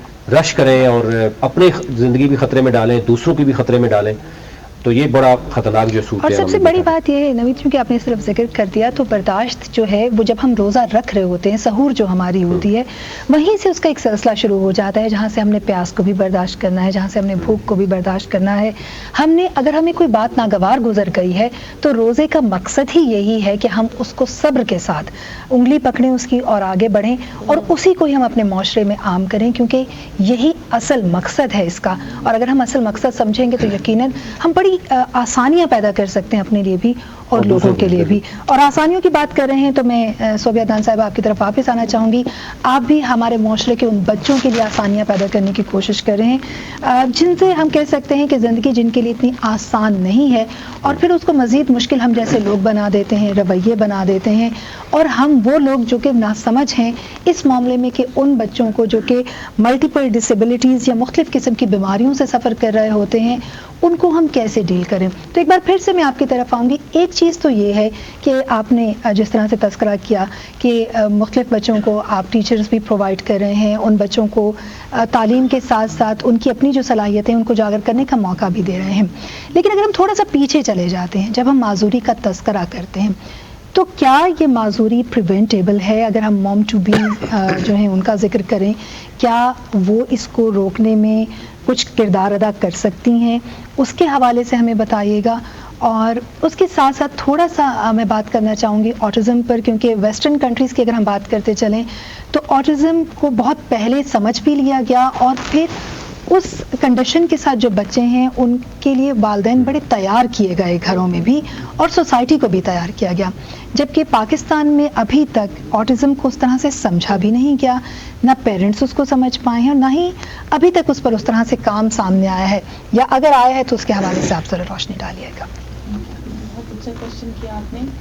स्पेसिफिकली जो मॉम टू बी के लिए है, उसमें ये कि बहुत सारी ऐसी चीज़ें हैं जिन पे अभी जो है काम करने की भी ज़रूरत है, और हमें अपनी यूनिवर्सिटीज़ में और इवन कि स्कूल्स में इस चीज़ का, फॉर एग्जांपल फ्रॉम क्लास 9, 8 और onwards we should give them knowledge about that. देखिए access use of phenyl, access use of mobile, a mom to be, if she's pregnant and she's not listening anything, वो mobile ही use कर रही है, तो of course बच्चे में speech delay, so harmful chemicals, harmful rays, all the things that affect वो brain development में affect करती हैं। और कज़न मैरिज पे भी हमें रिसर्च बहुत सारी मौजूद है, वी शुड उस पर भी काम करना चाहिए। और अगर किया भी है तो देन भी अभी there are so many ways, injection हैं, मेडिकल बहुत सारी डॉक्टर्स आपको एडवाइस करेंगे, तो दे शुड गो ना। इसमें यहाँ पे मुझे जो चीज़ ज़्यादा फेस करनी पड़ती है कि जब आप किसी को अवेयरनेस पे बात करेंगे तो वो रिलीजन को इन्वॉल्व करेंगे and they don't want to go, वो नहीं चाहेंगे। बच्चे को बहुत देर तक छुपाया भी जाता है। अभी मेरे पास एक I will not coat the name but is one of the famous doctor neurologist of Punjab, neurosurgeon, he has 3 kids. तो 12 साल की उम्र तक उन्होंने एक बच्ची 21 साल की होगी, 12 साल की होगी, मतलब उससे छोटा है ना, उन्होंने हाइट। और फिर जब आप मेरे पास वो अब लेके आए हैं तो मैंने कहा सर आपने खुद न्यूरोलॉजिस्ट है ना, आपने बच्चों को छुपाया। तो मैंने कहा मैडम मेरा कारोबार कैसे चलता? लोग तो ये कहते हैं खुद न्यूरोलॉजिस्ट है और इसके सो स्टिग्मा और लालच दोनों चीजें साथ चल रही हैं। है ना, हमें तो ये हम अपने काले रंग को नहीं एक्सेप्ट कर पा रहे होते तो इन बच्चों को कैसे कर सकते हैं? उस पर अभी वैसे वर्ल्ड वाइड इंक्लूसिव एजुकेशन है। सियालकोट में जो मेरा सेटअप है वो इंक्लूसिव एजुकेशन ठीक, दोनों के लिए ना। नॉर्मल बंदे को भी पता होना चाहिए कि स्पेशल पर्सन के साथ क्या चलना है, उसको भी एजुकेशन की जरूरत है। अफकोर्स मुझे ऑटिज्म का पता ही नहीं है तो मैं उसे ट्रीट कैसे करूँ? Autism is basically a neurological disorder और इट्स उस पर भी डिबेट है, रिसर्च है कि what is the main cause of that. But autist Pakistan में जो मेरा एक्सपीरियंस है उस पर ये कि ओवर डायग्नोस्ड है। ज़रा सा बिहेवियर इशू हुआ है बच्चों का ऑटिज्म, ज़रा सा वो गुस्से में है, एग्रेशन है। So how we differentiate between their are basic scales. मैं तो हॉलैंड का स्केल यूज़ करती हूँ, डेका स्केल यूज़ करती हूँ जिसमें ऑटिज्म में, बट इधर जो असेसमेंट है 2 hours 3 hours diagnosed, that's not, you need minimum 15 days। इसमें स्टेट को क्या रोल प्ले करना होगा एक तो, दूसरा ये कि क्या इस जो हमारी सोशलाइजेशन होती है जिस तरीके से कि ट्रैफिक के जो मसाइल हैं, फिर घर में जो मसाइल हैं, फिर खाने पीने की जो चीज़ें यहाँ पे मिलती हैं मिलावट शुदा, क्योंकि हर बीमारी जब भी बच्चे को पूछते हैं तो वो एक मसला ये भी होता है। फिर हमारे यहाँ कज़न मैरिजेस किस हद तक मुख्तलिफ तरह की बीमारियाँ जो है वो सामने आती हैं। सर कज़न मैरिज में अभी तो 4 basic डिसेबिलिटीज है ना, hearing impaired, vision impaired, physical impairment and mental retardation. Mental retardation is the सबसे मुश्किल डिसेबिलिटी है, मेंटल रिटार्डेशन जिसको हम लोग डील करें मेंटली प्लस फिजिकल दोनों को हम लोग डील करें, तो ये बहुत डिफिकल्ट है। लेकिन उस पर हमारे जो उलमा हैं, हमारे डॉक्टर्स हैं, हमारे स्कॉलर्स हैं, दे शुड गिव, उन्हें अवेयरनेस देनी चाहिए स्कूल से। सही है। अभी माशाल्लाह जो यानी हम इसे करिकुलम का हिस्सा बनाना चाहिए कहीं ना कहीं, करिकुलम का हिस्सा बनाएं, उनके वर्कशॉप्स करवाएं, सोशलाइजेशन में बताएं। जैसे फॉर एग्जांपल अब फिजिकल एक्टिविटी अगर नहीं है, देखिए brain is also an organ ना, जब हमारी फिजिकल एक्टिविटी कम हो जाएगी तो वो तो काम करता रहता है। तो जब वी आर रनिंग तो ब्रेन को भी रेस्ट की जरूरत है ना, उस वक्त वो फिर आराम करता है, जो कि अब हम उसे देते ही नहीं है। We are all the time उसे हमने ऑक्यूपाई किया हुआ, तो ऑफकोर्स फिर रोजा रख के गुस्सा भी चढ़ेगा, अग्रेशन भी आएगी, ADHD बच्चों में बढ़ेगा। अच्छा, वेरी ब्रीफली ऑटिज्म एक्चुअली है क्या, और how we can know that someone is suffering from the autism? There are specific उसके सिम्टम्स हैं। अभी तो पाकिस्तान में तो अब हमने स्टार्ट किया है कि 6 months से डायग्नोज हो जाता है। जब बच्चा माँ के दूध के अलावा किसी भी फ्लेवर को नो करेगा, this means there is something wrong, घंटी बज रही है ना। हम तो इस चीज़ को कहते हैं नहीं बस ये नहीं खाता, ये वो, that is a part of abnormality. Because अल्लाह पाक ने हमारी ज़ुबान को जितने फ्लेवर्स दिए हैं, बेसिकली हम फ्लेवर चेंज करते हैं तो वो अच्छा लगता है। लेकिन 6 माह का बच्चा अगर मदर फीड के अलावा किसी फीड को नो कर रहा है या किसी फ्लेवर को वो नहीं ले रहा, तो वी शुड, और वो सोशलाइज नहीं होना चाह रहा, दैट्स आल्सो बिकॉज सोशलाइजेशन ये भी सीधी फ्लैपिंग कर रहा है, वो देख ठीक नहीं रहा, आपको आई कांटेक्ट नहीं प्रॉपर दे रहा, तो ये तमाम चीज़ें माइनर चीज़ें जो हैं वो आपको जहन में रखनी होंगी। ये चीज़ें ठीक है। वापस आएंगे अफशा तहसीन बाजवा साहब आपकी जानिब। जब हम बात का सिलसिला शुरू रखे हुए थे तो आपने कहा कि बच्चों में इन्वेस्टमेंट की हमें ज़रूरत है। इन्वेस्टमेंट से पहली चीज़ तो जहन में ये आती है कि हमें पैसे लगाने हैं और हमें कोई अच्छी एजुकेशन दे देनी है, लेकिन ओवरऑल अगर हमने सोसाइटी बिल्ड करनी है तो किस तरह की इन्वेस्टमेंट बच्चों में ज़रूरी है, ख़ास तौर पर जब हम आज के इस दौर को देखते हैं। अच्छा आलिया, ये एक बहुत अजीब सी बात है जो मैं कहने चाह रही हूँ कि पूरे पाकिस्तान में अगर आप वालदैन का किरदार देखें या पेरेंटिंग देखें तो वो एक इग्नोर्ड एरिया है। वालदैन का किरदार अगर ओवरऑल, चाहे वो कोई बहुत गरीब है या मिडिल क्लास घराना है या बहुत अमीर है, तो वो ये समझते हैं कि बच्चे को पढ़ा देना, कपड़े दे देना, अच्छा खिला देना, تفریح کر دینا، اسی کو ہی وہ والدین کا کردار سمجھتے ہیں یا انویسٹمنٹ سمجھتے ہیں، جبکہ اوور آل پیرنٹنگ میں بچے کو زندگی کی ایسی مہارتیں دینا، ان کو اس طرح سے تیار کرنا کہ بچے بڑے ہو کے اپنے آپ کو کس طرح سے سوسائٹی میں اپنا حصہ ڈالیں گے. ان کو کوئی مشکلات آئیں گی، چیلنجز آئیں گے، کسی قسم کی وہ سچویشن کا سامنا کریں گے، تو بچوں نے زندگی میں کس طرح سے مین سٹریم ہو کے باقی بچوں یا بڑوں کے ساتھ زندگی گزارنی ہے، یہ کانسیپٹ بالکل نہ تو گھر کی سطح پہ اس وقت والدین دے رہے ہیں، نہ یہ اسکولوں کے اندر یہ کانسیپٹ اس طرح سے پورے پاکستان میں انکلوزیو اگر ایجوکیشن کی بات کروں تو یہ ہو رہا ہے. اسی وجہ سے بچوں کو ہم کی بجائے میں اور مجھے کیا ملے گا، میں کیا لوں گا، بجائے اس کے کہ ہم کیا دیں گے یا ہمارا کیا رول ہے بحیثیت انسان. اور اس کو میں اس بات سے بھی ریلیٹ کروں گی کہ یہ پوری سوسائٹی میں ایک المیہ ہے کہ ہم اللہ کو تو مانتے ہیں، نبی کو تو مانتے ہیں، پر اللہ کی نہیں مانتے، نبی کی نہیں مانتے. اور ہم خود کو مسلمان کہتے ہیں، اس پہ بہت پراؤڈ فیل کرتے ہیں، لیکن جس مقصد کے لیے اسلام اس دنیا میں آیا تھا، کس مقصد کے لیے آیا تھا؟ انسانیت کی بھلائی کے لیے آیا تھا. اور یہ بالکل بات سب کو معلوم ہے کہ اللہ نے کہا کہ میں اپنے حقوق تو معاف کر دوں گا، لیکن بندوں کے حقوق میں اس وقت تک معاف نہیں کروں گا جب تک وہ بندہ خود معاف نہ کرے. تو حقوق العباد، انسانیت، ہیومینٹی، انسانوں کا انسانوں کے ساتھ مل کے رہنا، اور میں سے زیادہ ہم کا جو کانسیپٹ ہے وہ ہم اکثر یہ سوچتے ہیں، یہ بات شاید کہنا اچھا نہ لگے، لیکن اسلام یہاں پہ اور دین ہمیں دوسرے ممالک میں نظر آتا ہے جہاں پہ کہ اسلام نہیں ہے. تو اسلام تو ایک مکمل ضابطہ حیات ہے، اس کے اندر پھر تمام، چاہے وہ بچہ ہے بڑا ہے، اس کے لیے ایک کمپلیٹ گائیڈ لائن موجود ہے کہ ہم نے اس اسلام میں کس طرح سے اپنا رول پلے کرنا ہے. اور اس میں سب سے جو بنیادی اکائی ہے کسی بھی معاشرے میں وہ بچہ ہے. آپ اگر دنیا کے ترقی یافتہ ممالک کو دیکھیں اور جو بیسٹ ماڈلز دیکھیں، بہت سارے ماڈلز اس وقت میں نام نہیں لوں گی کہ بہت سارے ممالک میں، تو وہاں پہ بچوں کو پیدا ہوتے ہی ان کو ABC یا انگریزی یا 1 2 3 یا اس طرح کی ان کو نہیں سکھایا جاتا، گریڈنگ یا numbering and all that academics. ان کو اوور آل ان بچوں کے اوپر کیسے انہوں نے بچوں کو اچھائی کا، برائی کا کانسیپٹ کیا ہے، اس میں ایک پازیٹیو پرسنالٹی کیا ہے، گڈ اینڈ بیڈ کیا ہے، ان تمام کانفلکٹ ریزولوشن، بچہ کسی کانفلکٹ میں پڑ گیا ہے، بچوں نے آگے کس طرح سے ان کی زندگی کا ایک مقصد ہونا ہے، بچوں نے اپنا گول رکھنا ہے، بچوں نے اپنی تمام اپنی ہیومینٹی کے لیے انہوں نے کیا کنٹریبیوٹ کرنا ہے. تو یہ تمام زندگی کی مہارتیں اور ان کی کریکٹر بلڈنگ کی جاتی ہے. کوئی بھی آپ گھرانہ لے لیں، وہاں پہ آپ کو کچھ ایسا نظر نہیں آئے گا. سب سے زیادہ جو مامتا نظر آتی ہے چھلکتی ہوئی وہ یہ ہے کہ چاہے وہ ایک کام کرنے والی خاتون ہے جو شاید گھروں میں میڈ بھی ہے، تو بچہ روئے گا تو اس کو بھی فوراً وہ چپس کا پیکٹ پکڑا دے گی. وہ منی، پیسہ انویسٹ کرنے کو یا پیسے کے ذریعے ان کو خوشی دینے کی کوشش کرتے ہیں، لیکن اپنے بچے کی تربیت کیسے کرنا ہے اس کو اگر کوئی اس کے اوپر تو ایک انڈرسٹینڈنگ ہی نہیں ہے. تو مجھے یہی لگتا ہے کہ یہ ہمارے یہاں جیسے انہوں نے بات کی کہ مدرس ٹو بی کا جو کانسیپٹ ہے نا وہ ہمیں لے کے آنا پڑے گا. جبکہ ہمیں تو یہ بھی لگتا ہے ڈاکٹر صاحب بیٹھے ہوئے ہیں کہ جب ہاسپٹل میں ایک جو ایک مدر ہے جو ٹو بی جاتی ہے تو اس وقت اس کی جو فزیکلی اس کو جو میڈیکلی اس کو باقی جو اس کو ایڈوائس دی جا رہی ہوتی ہے وہاں پہ اس کے باقی اس قسم کے ایسپیکٹس کو بھی ضرور ایڈوائس دی جائے کہ آگے ان کا سوشلی کس طرح سے ایک مدر نے اس کو ریلیٹ کرنا ہے. کیونکہ اب تو یہ کہا جاتا ہے کہ تمام دنیا میں اگر ہم دیکھیں تو انہوں نے اگر معاشرے میں ترقی کی ہے تو انہوں نے اپنے بچوں پہ انویسٹ کر کی ہے.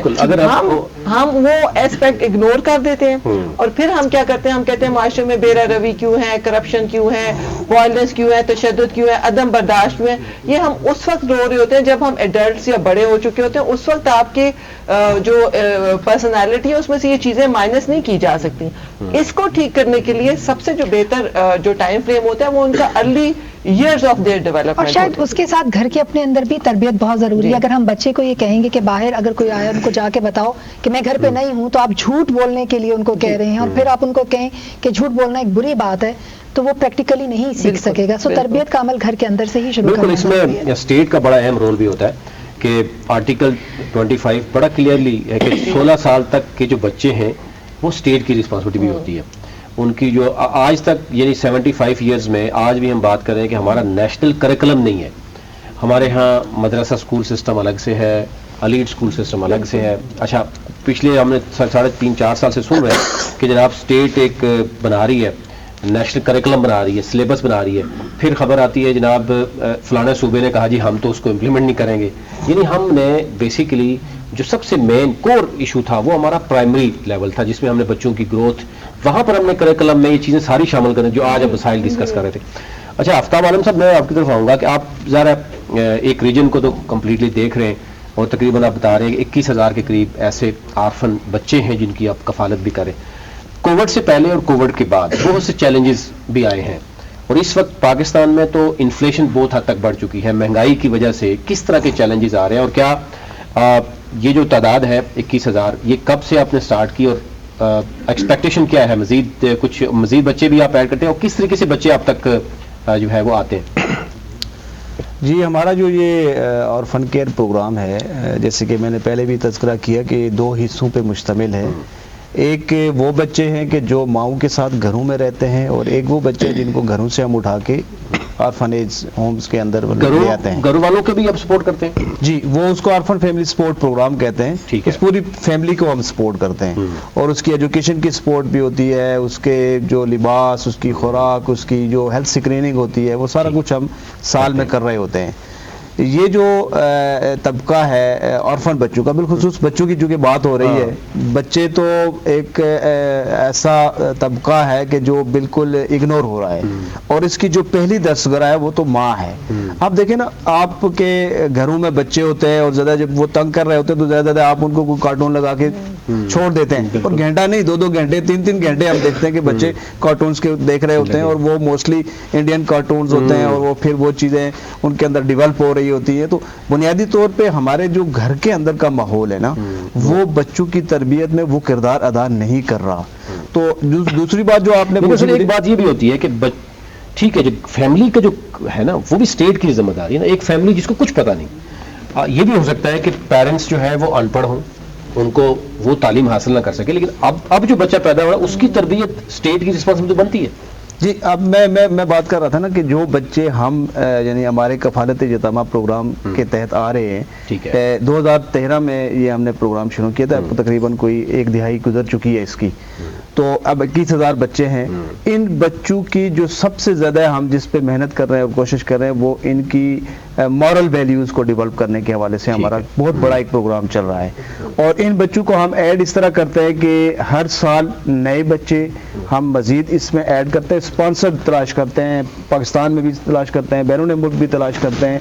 और एक बच्चा जो है उसको हम इस वक्त 65,000 पर एनुअली जो उसको हम सपोर्ट करते हैं और मंथली जो है कोई 55 रुपीस बनते हैं जो डोनर हमें सपोर्ट करता है। तो इससे हम उस बच्चे की एजुकेशन भी करते हैं और उसकी जो तरबियत है उसके प्रोग्रामात भी साथ साथ चला रहे होते हैं। हमने गुज़श्ता साल जो है वो पूरे पाकिस्तान से जो 21,000 बच्चे हैं, इनमें से कुछ ऐसे बच्चों को तलाश किया कि जो बहुत ज़्यादा ज़हीन बच्चे हैं, टैलेंटेड बच्चे हैं, उनको किसी एक जगह हमने जमा किया, उनका लीडरशिप बाकायदा एक कैंप किया। उस लीडरशिप कैंप के अंदर से 3-4 दिन का कैंप करके गुजारे वो बच्चे ताकि वो इस कौम की क़यादत करें। तो ये हमारा जो कफालत यतामा का जो प्रोग्राम है, ये बुनियादी तौर पर उस बड़े चैलेंज की तरफ एक कदम है जो मैंने तज़किरा किया कि इस वक्त जो सबसे बड़ा चैलेंज ये है कि बहुत यंग एज में लोगों की डेथ हो रही है। यानी पिछले अगर आप देखें 2017 में जो यूनिसेफ की रिपोर्ट थी वो 42 लाख बच्चे जो है ना पाकिस्तान में ऑर्फन थे। अभी 4-5 सालों के अंदर 5 लाख बच्चे मजीद यतीम हो गए। तो ये नौजवान लोगों की जो अमवात की वजह से ये बहुत ज्यादा तादाद बढ़ रही है बच्चों की और इसको बड़ा भी एड्रेस करने की जरूरत है। और मैं समझता हूँ कि इसमें कानून साजी की जरूरत है। जो यतीम बच्चा है ना, मैंने शुरू में कहा जी कि इसकी कोई आवाज नहीं होती, कानून साजी की जाए इस पे कि इसकी जो विरासत है उसको प्रोटेक्शन मिले। सही। फिर जितनी भी जो ऑर्गेनाइजेशन है, जो एनजीओ काम करती हैं, उनको बाउंड किया जाए कि एक शोबा लाजमी बनाए, अगर चैलेंज को निपटना है एक शोबा अपना ऑर्फन का लाजमी बनाए, बाकी काम भी करें, लेकिन ऑर्फन्स को खुसूसी तौर पे اس کو, اور پھر میڈیا اس کے اوپر اویئرنیس پروگرام کرے تاکہ یہ جو آرفن بچوں کا جو چیپٹر ہے نا اس کو درست طریقے سے ایڈریس کیا جا سکے. اس وقت 45 یا 46 لاکھ بچوں میں سے چند لاکھ, میرا خیال ہے 2 لاکھ 2-3 لاکھ بچے جو ایڈریس ہو رہے ہیں.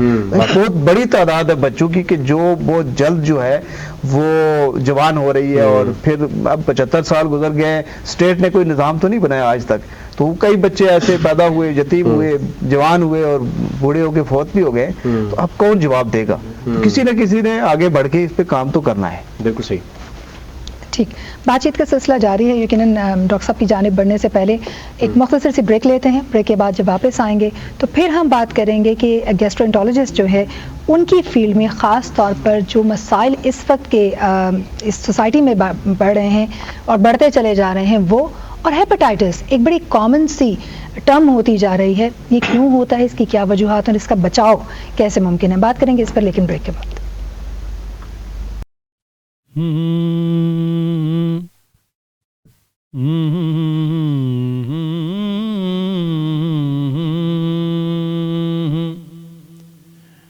رکھ لیں وہ جو در پر مجھے دربان وغیرہ, رکھ لیں وہ جو در پر مجھے دربان وغیرہ,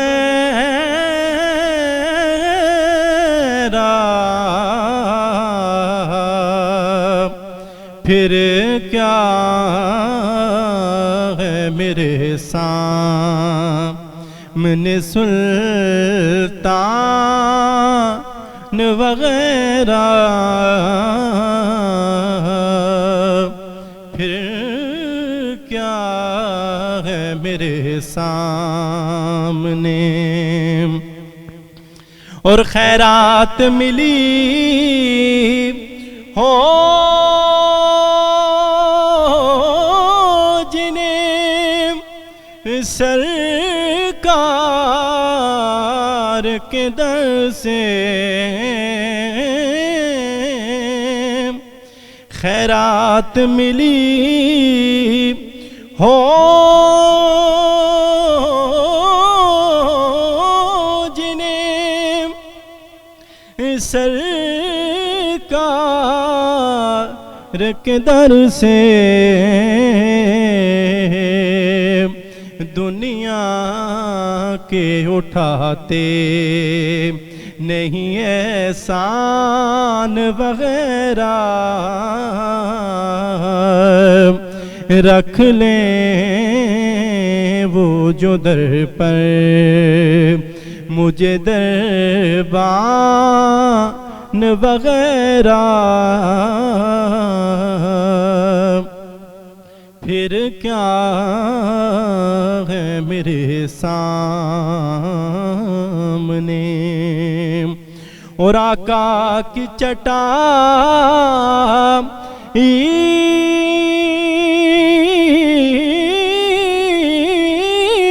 کی تو وہ شان ہے واللہ,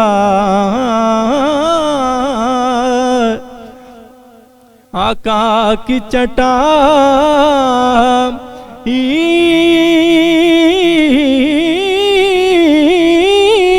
کی تو وہ شان ہے واللہ, بس نام کے ہیں تخت سلیمان وغیرہ, بس نام کے ہیں تخت سلیمان وغیرہ, رکھ لیں وہ جو در پر مجھے دربان وغیرہ, پھر کیا ہے میرے سامنے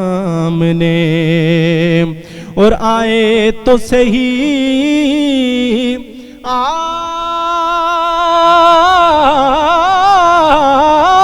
آپ کے منگتے کے مقابل آئے تو صحیح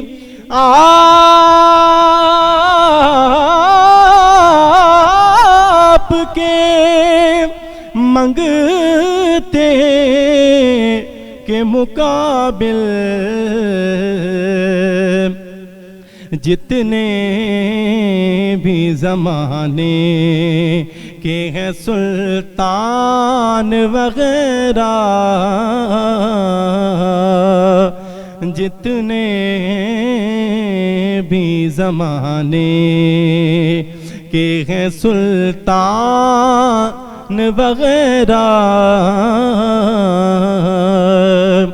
رکھ لیں وہ جو در پر مجھے سلطان وغیرہ، پھر کیا ہے میرے سامنے۔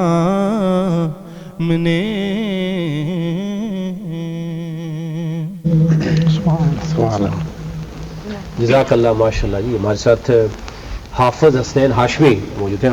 حافظ صاحب بتائیں کیسا رہا آپ کا روزہ، کیسے جا رہے ہیں، اور آپ جس شہر سے ہیں وہاں پر بارشیں ہو رہی ہیں، وہاں پر زیادہ گرمی تو نہیں ہے؟ ماشاء اللہ رمضان شریف الحمدللہ رحمتوں کا مہینہ، برکتوں کا مہینہ، تو بہت اچھا جا رہا ہے۔ تو امید نہیں تھی کہ اتنے ٹھنڈے روزے جائیں گے، ماشاء اللہ بہت ہی جو ہے نا پیارے روزے گزر رہے ہیں، بالکل فیلنگ ہو رہا۔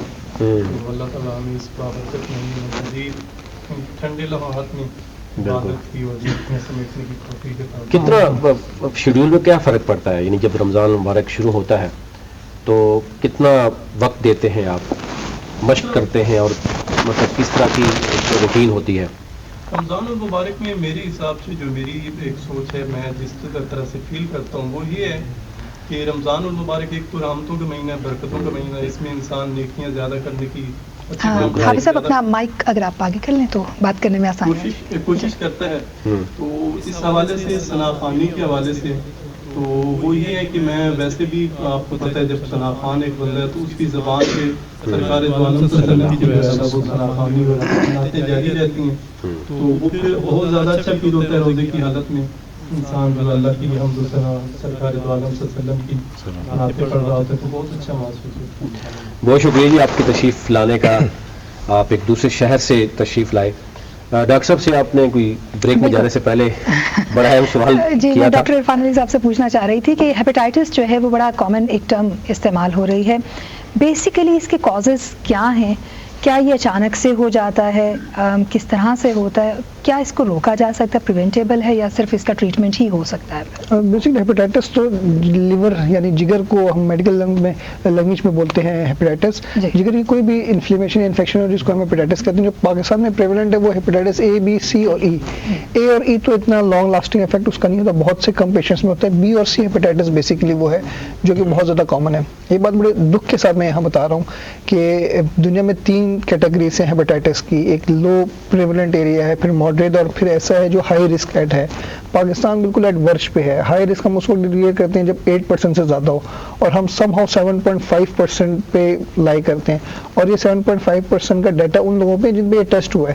ایک بہت بڑی جو ٹپ آف دا آئس برگ ہے، ایک بہت بڑی پاپولیشن ہوا ہے جنہوں نے ابھی تک ٹیسٹ ہی نہیں کروایا، ہو سکتا ہے وہ ہیپیٹائٹس پہ بات ہی نہیں ہوتی، اس کو تو اس طرح سے کاؤنٹ بھی نہیں کیا جاتا شاید کسی ڈیزیز میں، جیسے ہم عمومی طور پر کسی کو بخار میں بھی کہہ دیتے ہیں ضرور میڈیسن لو، لیکن ہیپیٹائٹس کی طرف تو شاید سب سے بڑا ایشو یہ کہ ہیپیٹائٹس کی انیشیل کوئی علامات نہیں ہوتی۔ اگر آپ کو ہیپیٹائٹس بی یا سی ہے اس کی کوئی علامات نہیں ہوتی، اور عموماً یہ ہیپیٹائٹس پھیلتا کیسے ہے میں پہلے اس پہ ایک طرف روشن ڈالوں۔ 4 سے 5 بڑی ریزنس ہیں۔ جو سب سے بڑی ریزن وہ یہ ہے کہ بڑے شہروں کو چھوڑ کے جو ہمارے چھوٹے شہر ہیں اور جو گاؤں کا ایریا ہے وہاں پہ ابھی بھی بلڈ کی اسکریننگ نہیں ہوتی، یعنی خدا نہ خاصہ اگر کسی کو کسی وجہ سے بھی خون لگتا ہے اس کی اسکریننگ نہیں ہوتی کہ وہ ہیپیٹائٹس بی یا سی اس میں ہے یا نہیں ہے، تو ٹرانسفیوژن آف بلڈ کے دوران لگتا ہے۔ پھر دوسری بڑی ریزن ہوتی ہے جو جتنے بھی کویکس ہیں، ایون جو پیریفریز میں بیٹھتے ہیں، جو گاؤں میں بیٹھتے ہیں، انٹیریئر سندھ میں، انٹیریئر پنجاب میں، میں وہ ایک ہی سرنج سے 6 7 7 8 8 9 9 10 10 لوگوں کو ایک ہی سرنج سے انجیکشن لگاتے ہیں. تو بیسیکلی خدا نہ خاصا مجھے آج ہیپیٹائٹس بی ہے وہ سرنج مجھے لگی اور اس کے بعد جن کو لگی ہیپیٹائٹس بی سن سالوں میں پھیل گیا. اس کے بعد ایک اور بڑی وجہ جو ہمارے باربر جن کو عموماً زبان نائی حضرات کہتے ہیں, ہمارے یہاں یہ کنسیپٹ بالکل بھی نہیں ہے کہ میں اپنی باربر کٹ لے کے باربر شاپ میں جاؤں. اب لیٹ سپوز کوئی ایک بندہ ایسا ہے جس کو ہیپیٹائٹس بی یا سی تھا اور اس کو کٹ لگ گیا, اور اسی سے اگر ریپیٹڈلی جتنے بندے ادھر جا رہے ہیں ان کو بھی ہیپیٹائٹس بی یا سی کا ہوتا ہے.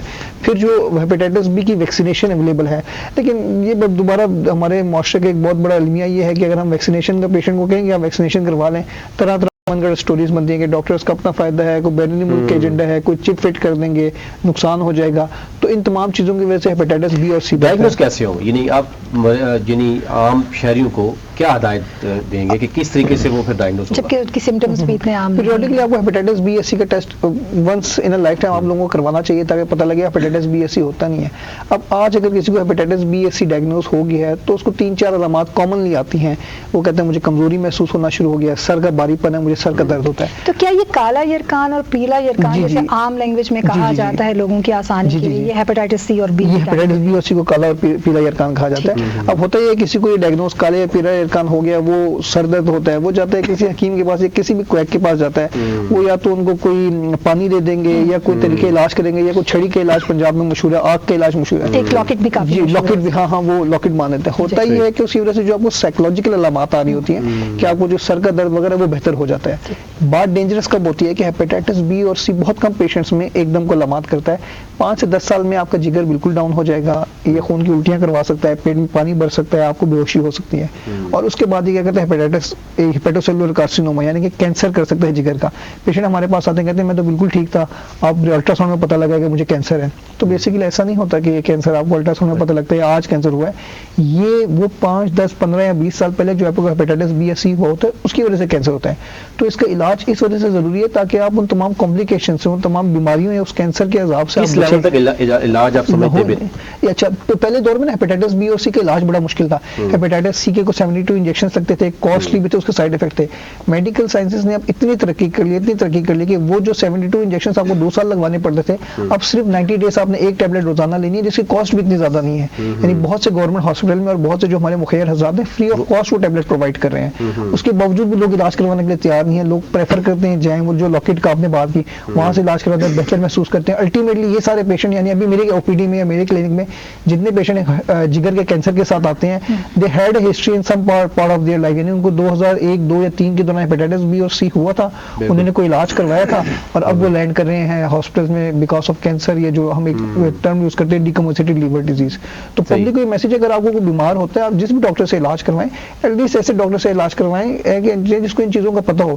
آپ کو ایکس کے پاس جائیں گے تو ڈیفینیٹلی 10 15 20 ایئرس بعد آپ بہت بڑے مسئلے میں پھنس جائیں گے. بالکل, یہ ونس اگین میں کہوں گا کہ یہ بھی اسٹیٹ کی رسپانسبلٹی ہے کہ آپ ایٹ لیسٹ اس طرح کے جو لوگ بیٹھے ہوئے مارکیٹس میں ان کو تو پکڑا جائے.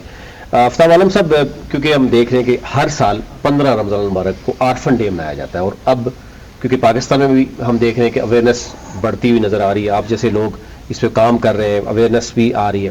ابھی بھی 15 رمضان المبارک کو کہا جا رہا ہے کہ ورلڈ آرفن ڈے منایا جا رہا ہے. کیا کہیں گے اس حوالے سے, کیا پاکستان میں کب سے سٹارٹ ہوا, مزید آپ کیا سمجھتے ہیں کہ ہمارے ہاں جو سٹیک ہولڈرز ہیں, سوسائٹی کو, پیرنٹس کو, ہمارے میڈیا یا باقی جتنے بھی سٹیک ہولڈرز, ان کو کس طرح کا رول پلے کرنا چاہیے؟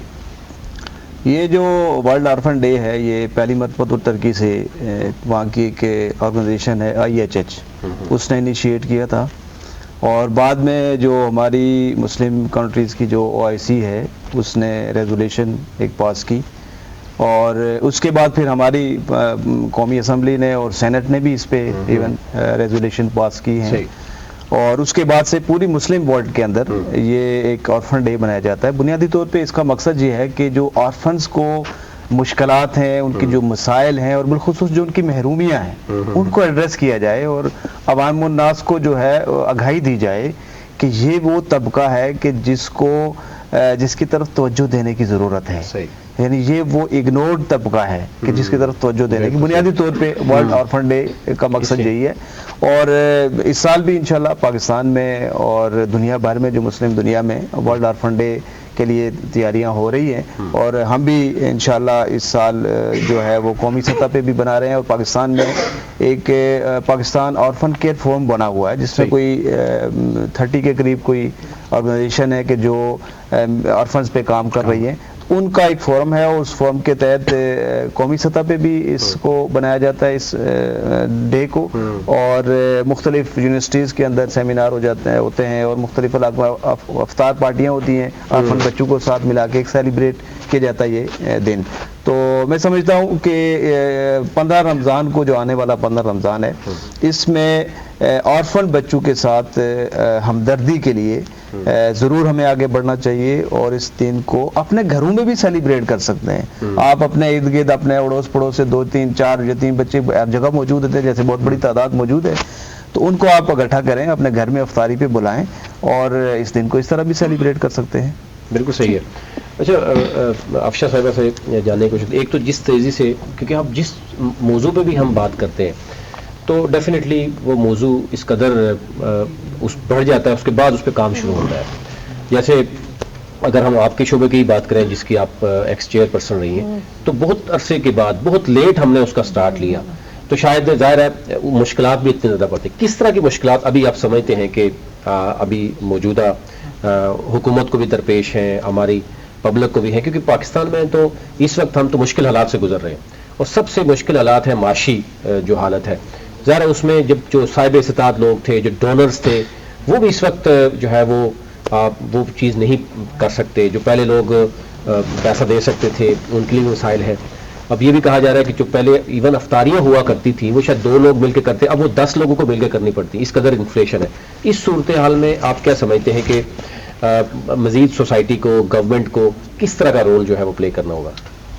جیسا کہ آپ نے پروگرام کے شروع میں بات کی کہ اس وقت آبادی کا تقریباً آدھے سے زیادہ حصہ جو ہے وہ بچوں اور نوجوانوں پہ مشتمل ہے، تو حصہ بقدر جثہ، تو ان کی پاپولیشن کے ایکویولنٹ ان بچوں کے لیے ریسورسز جو ہیں وہ ایلوکیشن ہونی چاہیے. اور اس میں سب سے جو بنیادی یا کلیدی کردار ہوتا ہے وہ ایک کسی بھی اسٹیٹ کا پولیٹیکل ول ہوتا ہے. اگر آپ کے پاس ایک پولیٹیکل ول ہوگی، اس کے بعد آپ کی وہ پرائرٹی ہوگی، پھر ایک نیشنل پلان آف ایکشن ہوگا. اور پورے پاکستان میں اگر آپ دیکھیں تو بہت سے لوگ اگر کام کرنا چاہتے بھی ہیں تو آپ کو جو انسٹیٹیوشنز ہیں وہ ڈس فنکشنل ملیں گے، آپریشنل نہیں ہیں.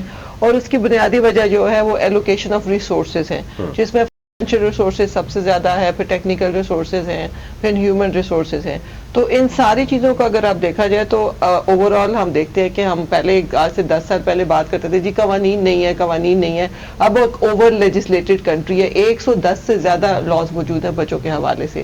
اس وقت جو ہمیں سب سے زیادہ ضرورت ہے وہ یہی ہے کہ ہمیں جو ہمارے ڈیوٹی بیررز ہیں، پالیسی میکرز ہیں، ان کو جب وہ کسی بھی قسم کی پالیسی میکنگ کرتے ہیں تو بچوں کو ان کی آبادی کے لحاظ سے ان کا حصہ دیں. ان کے لیے بجٹ مانیٹرنگ جون میں جب ہو رہی ہوتی ہے اور سیلیبریٹ بھی کیا جا رہا ہوتا ہے یوزر فرینڈلی، سٹیزن فرینڈلی، تو اس میں بچوں کے لیے کتنا بجٹ مخصوص کیا جاتا ہے آج تک اس کا آنسر کسی کے پاس بھی نہیں ہے. وہی بجٹ جب آپ نیچے انسٹیٹیوشنز آتے ہیں پورے پاکستان میں، اگر آپ اس وقت میں آپ کو بتاؤں کہ ہر صوبے میں کہیں پہ پنجاب میں چائلڈ پروٹیکشن بیورو ہے، کے پی میں چائلڈ پروٹیکشن کمیشن ہے، بلوچستان میں ایک چائلڈ پروٹیکشن کمیشن ہے، سندھ میں چائلڈ پروٹیکشن اتھارٹی ہے. تو یہ ان میں سے جو ان تمام لوگ ہیں، میں اس وقت پنجاب کا ہی کہہ دوں، سب سے زیادہ ایکٹیو یا نام بیورو کو لوگ پہچانتے ہیں. پنجاب کی 36 ڈسٹرکٹس ہیں اور وہ ہارڈلی 10-11 ڈسٹرکٹس میں بھی وہ فنکشنل نہیں ہے. کے پی کا کمیشن یا باقی دیکھ لیں تو وہ آپریشنل نہیں ہے. وہاں پہ آپ بلوچستان جائیں گے آپ کو کمرہ نظر آئے گا. تو اس کے پیچھے جو بنیادی وجہ یہ ہے کہ آپ کے ہاں پاکستان کے اندر بچوں کے لیے کتنے ادارے ہیں جو ان بچوں کے نیڈس کو ایڈریس کر رہے ہیں، اور اس کے بعد حکومت ان کو کتنے ریسورسز پرووائڈ کر رہی ہے، کتنا ان کو سپورٹ کر رہی ہے. تو جب تک آپ کے پاس یہ تمام انفراسٹرکچر نہیں ہوگا اور اس وقت تک آپ بچوں کی کسی بھی نیڈ کو، چاہے وہ آرٹیکل 25A آپ نے بات کی ہے، right to education which is a gift to the children of Pakistan, but it has not been implemented in Pakistan because of the lack of funds. یہی وجہ ہے کہ اس کو امپلیمنٹ نہیں کیا جا رہا. یہ پولیٹیکل ہے. جس دن اس کی امپلیمنٹیشن ہے mean you are going to ensure کہ فنڈز آر پرووائڈیڈ. تو اس کے لیے جو سب سے زیادہ اسٹیٹ کو کردار ادا کرنا ہے وہ یہ ہے کہ اوور آل ہمارے جو بچے اور ہمارے یوتھ ہیں ان کے لیے مخصوص اپنی ایک پولیٹیکل ول کو ایکسرسائز کرتے ہوئے ان کو آپ توجہ دیں، وہ آپ کا آنے والا کل ہے، وہ آج آ کے آپ کے انہوں نے تمام جو شعبۂ زندگی ہیں ان کی جگہ سنبھالنی ہے، تو ان کے لیے جب تک ہمارے یہاں یہ ریئلائزیشن نہیں ہوگی، چاہے چائنا کا ماڈل ہے، باقی دنیا کے ماڈل ہیں، کہ جب انہوں نے ترقی کی تو آپ اس کے پیچھے جب اس کے تمام ریسرچ کریں گے تو پتہ چلے گا انہوں نے ہیومن ریسورس پہ انویسٹ کیا تھا. تو اگر ہم اس ماڈل کو نہیں اپنائیں گے اور ہم ایک جسٹ ایک without having any vision, strategy, plan of action, ہم ایک ڈس آرگنائز وے میں صرف ہم بات کرتے جائیں گے اور ہم ایک سسٹینیبل سولوشن کی طرف نہیں جائیں گے، کہ ہم نے ایک ٹائم باؤنڈ چھوٹی چھوٹی ہم انٹرونشنز کر دیتے ہیں، آج یہ دے دو، آج وہ دے دو، آج یہ کر دو، جیسے کہ ایک سیکوینس کے ساتھ ہم اگر اپنے بچوں کو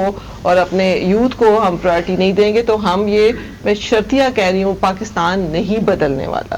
تو یہ ایک پیغام جانا چاہیے. اور دوسرا جو پیغام وہ یہ ہے کہ اس کے لیے ہمارا جو کردار کس کس کو ادا کرنا چاہیے، یہ ہم بات کر چکے ہیں کہ پیرنٹنگ، والدین کا کردار ہے، اسکولوں کا کردار ہے، پھر اسٹیٹ کا کردار ہے، میڈیا کا بہت بڑا کردار ہے. اور اس وقت تک ہم بہت زیادہ روزانہ اخبار اٹھا لیں، ٹی وی اٹھا لیں، سوشل میڈیا اٹھا لیں، بچوں کے جو چاہے وہ سیکورٹی کے، پروٹیکشن کے، وائلنس کے، ابیوز کے، ڈرگس کے، ٹریفکنگ کے، you name an issue and our children are facing it. لیکن اس سب سے ہٹ کے ہم کر کیا رہے ہیں اس پہ کوئی بات نہیں کر رہا.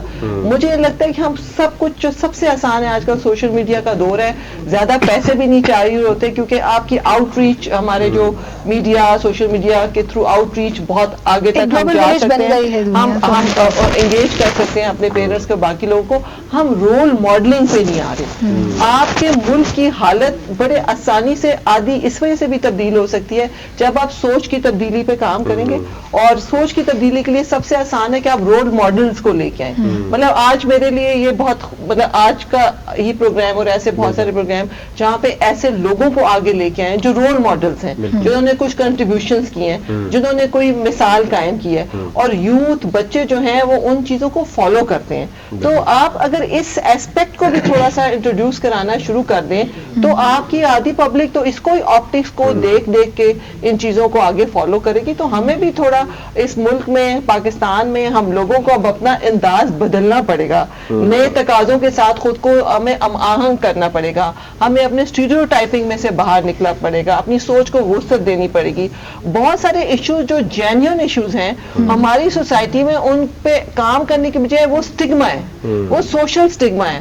آج بڑے بڑے لوگ، بڑے بڑے اسکالرز، بڑے بڑے ایوانوں میں بیٹھے لوگ کچھ ایشوز پہ بات کرتے ہوئے بھی گھبراتے ہیں، یہ ہمارے پیچھے پڑ جائے گا، وہ ہمارے پیچھے پڑ جائے گا. تو ہمیں تھوڑا سا بولڈ ہونا پڑے گا. اور سب سے زیادہ جس چیز کو، جیسے میں نے کہا ریلیجن لے آتے ہیں، تو اس ریلیجن کو ہی ہاف بیکڈ وے میں پریزنٹ کر کے اس کی اچھائیوں کو پیچھے رکھ کے ہم الٹا چیزوں کو ایز اے ٹول یوز کر کے ان چیزوں کو میرے خیال سے ہم دبا دیتے ہیں، جبکہ ہمیں اسی ریلیجن کی خوبصورتی کو آگے لے کے جانا ہے. اور ہمارا تو مذہب آیا ہی انسانیت کی بھلائی کے لیے تھا. عربی ہے، کالا ہے، گورا ہے، امیر ہے، غریب ہے. تو اگر ہم یہ بیسک فلسفی ہی آگے تک پہنچا دیں تو آدھا ہمارا جو اسلام ہے یہیں پہ کمپلیٹ ہو جاتا ہے. تو اس کے لیے ہماری یہ ریکویسٹ ہوگی، میں اس میڈیا کے تواسط سے یہ کہنا چاہوں گی، ہمارے جو علماء اکرام ہیں، مذہبی جو ہمارے جتنے بھی مکتب فکر کے لوگ ہیں جن کو لوگ سنتے ہیں، اور بڑی تعداد پیریفریز میں خاص کر وہ ان کو ایز اے ریلیجیس جو ہمارے انفلوئنسرز ہیں ان کو سنتی ہے، ان کو یہ جو باقی معاشرے کی برائیاں ہیں نا، وائلنس ہے، کرپشن ہے، باقی جو برائیاں ہیں اس کے اوپر بھی بات کریں. مطلب ہم زیادہ تر عورتوں کو فوکس کر رہے ہوتے ہیں اس کو، لیکن اس کے ساتھ ساتھ جو اصل مسائل ہیں، کرپشن ہے، وائلنس ہے، مطلب بہت سارے اور برائیاں ایسی ہیں، ان پہ بھی اسی فورس کے ساتھ بولیں جتنا ہم بے حیائی پہ بولتے ہیں. تو یہ باتیں تھوڑا سا ہمیں بولڈ ہونا پڑے گا. اور یہ چیزیں جب یہ ہمارے جو خاص کر جو مذہبی حضرات ہیں، جو بہت بڑے انفلوئنسرز ہیں، وہ جب اس میں لیڈ لیں گے، آگے آئیں گے، بات کریں گے، اور یہ تو مذہب کی بات ہے، تو تبدیلی جو ہے آہستہ آہستہ ضرور آئے گی. تو یہ میں یہی سمجھتی ہوں. بہت اچھی طریقے سے آپ نے ایکسپلین کیا کہ ہمارے ہاں ڈیفینیٹلی جب کلیکٹیو سوچ کے ساتھ ہم آئیں گے، تمام مکاتفک لوگ اس پہ اپنی اپنی یعنی جو ان کی ایکسپرٹیز ہیں وہ دیں گے، تو ڈیفینیٹلی پھر معاشرے میں، کیونکہ ظاہر ہے جب بچوں کی بات آتی ہے تو یہ مستقبل کی بات کی جاتی ہے پاکستان کی. اچھا صوبیہ صاحب، یہ کیونکہ وقت بھی ختم ہو جاتا ہے ہمارا، ہم یہ چاہ رہے ہیں کہ پروگرام کا آخری لمحات میں داخل ہو چکا ہے، جو کس طرح کے مسائل اسپیشلی آپ جس طریقے سے کام کر رہی ہیں ایک تو یہ ہے کہ ہمارے جو پیرنٹس ہیں اسپیشلی ان کو کیا میسج دینا چاہیں گے, اور جو سوسائٹی میں اگر آپ سمجھتے ہیں کہ کچھ لوگ اگر کچھ گھروں میں اس طرح کے مسائل ہیں تو وہ ان لوگوں کو آپ تک کیسے ایکسیس ہونا چاہیے, یا ان کو گھر میں کیا کرنا چاہیے؟ فرسٹ آف آل میں میڈم نے بڑی زبردست بات کی کہ ہمارا جو فوکس بے حیائی پہ ہے, اس پہ میں ایک مثال یہ دوں گی کہ میرے پاس اس وقت اراؤنڈ اباؤٹ 8 to 9 ایسی بچیاں موجود ہیں جو مینٹلی ریٹارڈڈ ہیں. اب جس کو کوئی ہوش ہی نہیں ہے وہ کیا بے حیا ہوگی, لیکن ان کو اپنے گھروں میں بھی بحران جا سکتے ہیں. ایک بچی ایسی بھی موجود ہے جو اپنے والد ریئل فادر نے بھی ابیوز کیا. تو اب میرا اکثر سوال ہوتا ہے کہ اب اس بچی کو تو ہے سینس ہی نہیں ہے نا, تو اس کو تو آپ بلیم نہیں کر سکتے کہ وہ بے حیا ہے. لیکن بٹ اس کی ہم نے پھر سرجری کروائی اور مطلب بڑی مشکل سے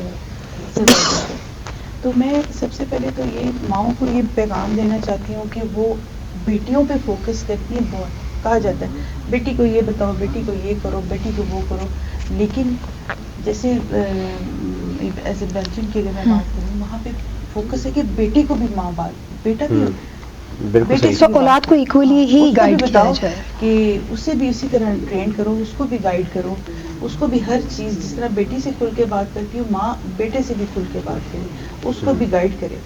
تو میرا خیال ہے کہ یہ ایک بہت امپورٹنٹ بات ہے. سیکنڈلی ڈسیبلٹی پہ اگر میں بات کروں تو اس میں بہت ضروری ہے کہ ہمارے پیرنٹس شادی سے پہلے اگر بلڈ ٹیسٹ ہو بھی جائے تو اس میں کوئی ایشو نہیں ہے, لیکن نہیں بھی کروانا تو گائیڈ لائن ضرور ہونی چاہیے. اور اگر میں اسٹیٹ کی بات کروں یعنی بلڈ ٹیسٹ سے آپ سمجھتے ہیں کہ مختلف بیماریوں سے بچا جا سکتا ہے, جینیٹکلی بہت ساری چیزیں سامنے آ جاتی ہیں نا, لیکن یہاں پہ اگر آپ کسی فیمیل تو کروا ہی لیں گے, اگر آپ لیکن وہ اسٹیٹ اگر رول پلے کرے گی تو ڈیفینیٹلی پھر وہ ایک ہو سکتا ہے. ابھی اس میں پیرنٹس کے لیے اسکولنگ صحیح جو میرے خیال میں پاکستان میں ہے انشاءاللہ میرا ہے, اگر میری ٹیم اور بہت سارے لوگ اور ملتے جائیں ہمارے ساتھ تو ہم ایک ایسا اسکول ڈیولپ کرنا چاہ رہے ہیں جس میں اسپیشل بچوں کے پیرنٹس اور نارمل بچوں کے پیرنٹس کے جو بیہیویئر ایشوز آ رہے ہیں, جو بہن بھائیوں کی آپس میں سبلنگ ایشوز جو ہیں ٹو مچ ہے نا, وہ سب ان کو ایڈریس کیا جائے. پیرنٹس سیٹرڈے سنڈے کو آئیں, تھوڑی ٹریننگ لیں, اور تاکہ ادارے تو کتنے ادارے بنائیں گے نا, تو تاکہ گھروں میں بھی وہ چیزوں کو فالو اپ کرے. فون کا یوز تھوڑا سا اگر مدر بھی کم کر دے گی, وہ بچے کو اس لیے ٹیبلٹ دے دیتی ہے کیونکہ اس نے خود فون یوز کرنا ہے. تو آئی تھنک یہ چیزیں اگر تھوڑی سی کنٹرول ہو جائیں تو بہت فزیکل ایکٹیویٹیز سے بہتر ہو. بالکل اس وقت سوشل میڈیا کا یعنی دور اس کو ہم کہتے ہیں, تو اگر آپ کوئی بھی میسج یا ایک کمپریہنسو آپ ویڈیو پیغام بھی آپ اگر دینا چاہیں آپ اس کو اپلوڈ کریں, اور آپ ایون اب تو یہ ہے کہ ٹارگٹ آڈینس تک آپ پہنچ سکتے ہیں. تو یہ لیکن اگر اسٹیٹ چاہے یا کوئی بھی ادارہ چاہے تو ڈیفینیٹلی بہت سے کام یعنی دیر از ول دیر از وے, تو وہ تو نکلتا ہے. ابھی ہم جاتے ہیں جی الحاج لیاقت حسین صاحب ہمارے ساتھ موجود ہیں. لیاقت صاحب ایک تو ہمیں نعت کی سعادت جو ہے حاصل کرنی ہے آپ سے, اور دوسرا میں چاہ رہا تھا کہ یہ جو آج کل آٹے کی تقسیم کے اوپر جو کچھ ہو رہا ہے یہ آپ بھی دیکھ رہے ہیں, اور کیونکہ کچھ مذہبی معاملات بھی اس میں آ جاتے ہیں, کیونکہ رمضان میں ہی ہم یہ ساری چیزیں وہ کرتے ہیں جی. ایک طرف تو یہ سمجھا جاتا ہے کہ شاید ثواب کی نیت سے ہی سارا کچھ کیا جا رہا ہے, لیکن یہ بھی بات ہوتی ہے کہ اگر آپ ان لوگوں کو یہ آج کل بہت سی ٹیکنالوجی ہے, ایزی پیسہ کے تھرو اگر آپ ان کو وہ پیسہ دے دیں جو اس شخص تک پہنچ جائے تو آسانی سے کوئی چیز خرید سکتا ہے. اتنی بڑی پریکٹس جس میں تمام ادارے, اور ہم یہ دیکھ رہے ہیں کہ مختلف طرح کی سیکیورٹی فورسز جو ہے وہ لاٹھیاں لے کے کھڑی ہیں رمضان میں, ان لوگوں کو جس طریقے سے تذلیل کی جاتی ہے. یہ کیا ہو رہا ہے؟ جی نوید صاحب, یہ میں سمجھتا ہوں کہ نظم و ضبط کا کوئی صحیح طریقہ نہیں ہے جس کو حکومت یا ہمارے ادارے جو ہیں وہ اپنا رہے ہیں. وہ آپ والی بات ہے کہ اگر یہی پیسے جو ہیں وہ ان کو ویسے دے دیے جائیں, یا میرے ذہن میں یہ بات آتی ہے کہ اسی آٹے کو اگر تھوڑا سستا کر دیا جائے, اس معاملے میں عزت نفس کا مسئلہ بھی آتا ہے. اور خاص طور پہ جو اب چند دنوں سے دیکھ رہے ہیں کہ اموات ہو رہی ہیں, 11 لوگ, عورتیں, بچے وہ مر رہے ہیں اس میں, تو اس کے باوجود بھی اس کے اوپر کوئی جو ہے وہ نہیں سوچا نہیں جا رہا. تو اس سے بہتر یہی ہے کہ اس کو سبسڈی دی جائے, یا اس کو بہتر تو یہ ایک عام مارکیٹ میں وہی نتائج حاصل ہو سکتے ہیں سیاسی طور پہ. اگر سستا کیا جائے آٹا تھوڑا تو بڑی بات ہے کہ جی اس وقت اس موقع میں اور ایسے حالات میں جو ہے وہ آٹے کو سستا کر دیا گیا. میرا خیال ہے یہ ایک بہتر طریقہ ہے. بالکل, کیونکہ ہر وقت ہم یہ خبروں میں دیکھتے ہیں جی اس شہر میں بگدڑ مچی, اس میں ہوگا, اس میں یہ ہوگا, اس میں وہ ہو گیا. اور ظاہر ڈیفینیٹلی جب انتظامیہ جاتی ہے تو سیکیورٹی کے جب پروٹوکولز کو دیکھا جاتا ہے تو وہاں پر مزید رش بڑھتا ہے. روزے کی حالت میں ہم نے دیکھا کہ جو مرد اور بہت لمبی لمبی قطاریں اور بہت گھنٹوں تک جو ہے وہ. نعت کی طرف جائیں گے جی, اس کے بعد ہمارا پروگرام کا کیونکہ وقت ختم ہونے کو ہے, اس سے پہلے سب سے پہلے نعت کی طرف چلتے ہیں, اس کے بعد باقاعدہ طور پر اختتام تک پہنچیں. جی رات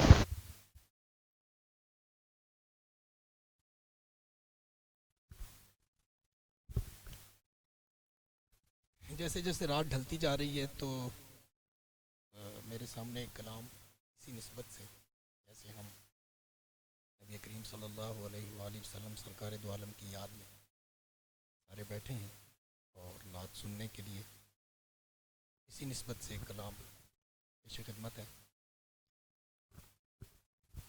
یاد نبی میں دل دھڑکا ہے, یاد نبی میں دل دھڑکا ہے, وہ بھی اتنی رات گئے. یاد نبی میں دل دھڑکا ہے, وہ بھی اتنی رات گئے. چاند میرے آنگن اترا ہے, چاند میرے آنگن اترا ہے, وہ بھی اتنی رات گئے. یاد نبی میں اپنے تخیل کی پرواز پہ میں خود بھی حیران ہوا. اپنے تخیل کی پرواز پہ میں خود بھی حیران ہوا. کیسے وہاں تک جا پہنچا ہے, کیسے وہاں تک جا پہنچا ہے, وہ بھی اتنی رات گئے. یاد نبی میں ایک شب میں نے ایسا دیکھا, ان کے در پر حاضر ہوں. ایک شب میں نے ایسا دیکھا, ان کے در پر حاضر ہوں. میں ہوں اور ان کا روضہ ہے, میں ہوں اور ان کا روضہ ہے, وہ بھی اتنی رات گئے. یاد نبی میں سدرا پر جبریل نے آخر ساتھ نبی کا چھوڑ دیا. سدرا پر جبریل نے آخر ساتھ نبی کا چھوڑ دیا. آگے سفر بالکل تنہا ہے, آگے سفر بالکل تنہا ہے, وہ بھی اتنی رات گئے. یاد نبی میں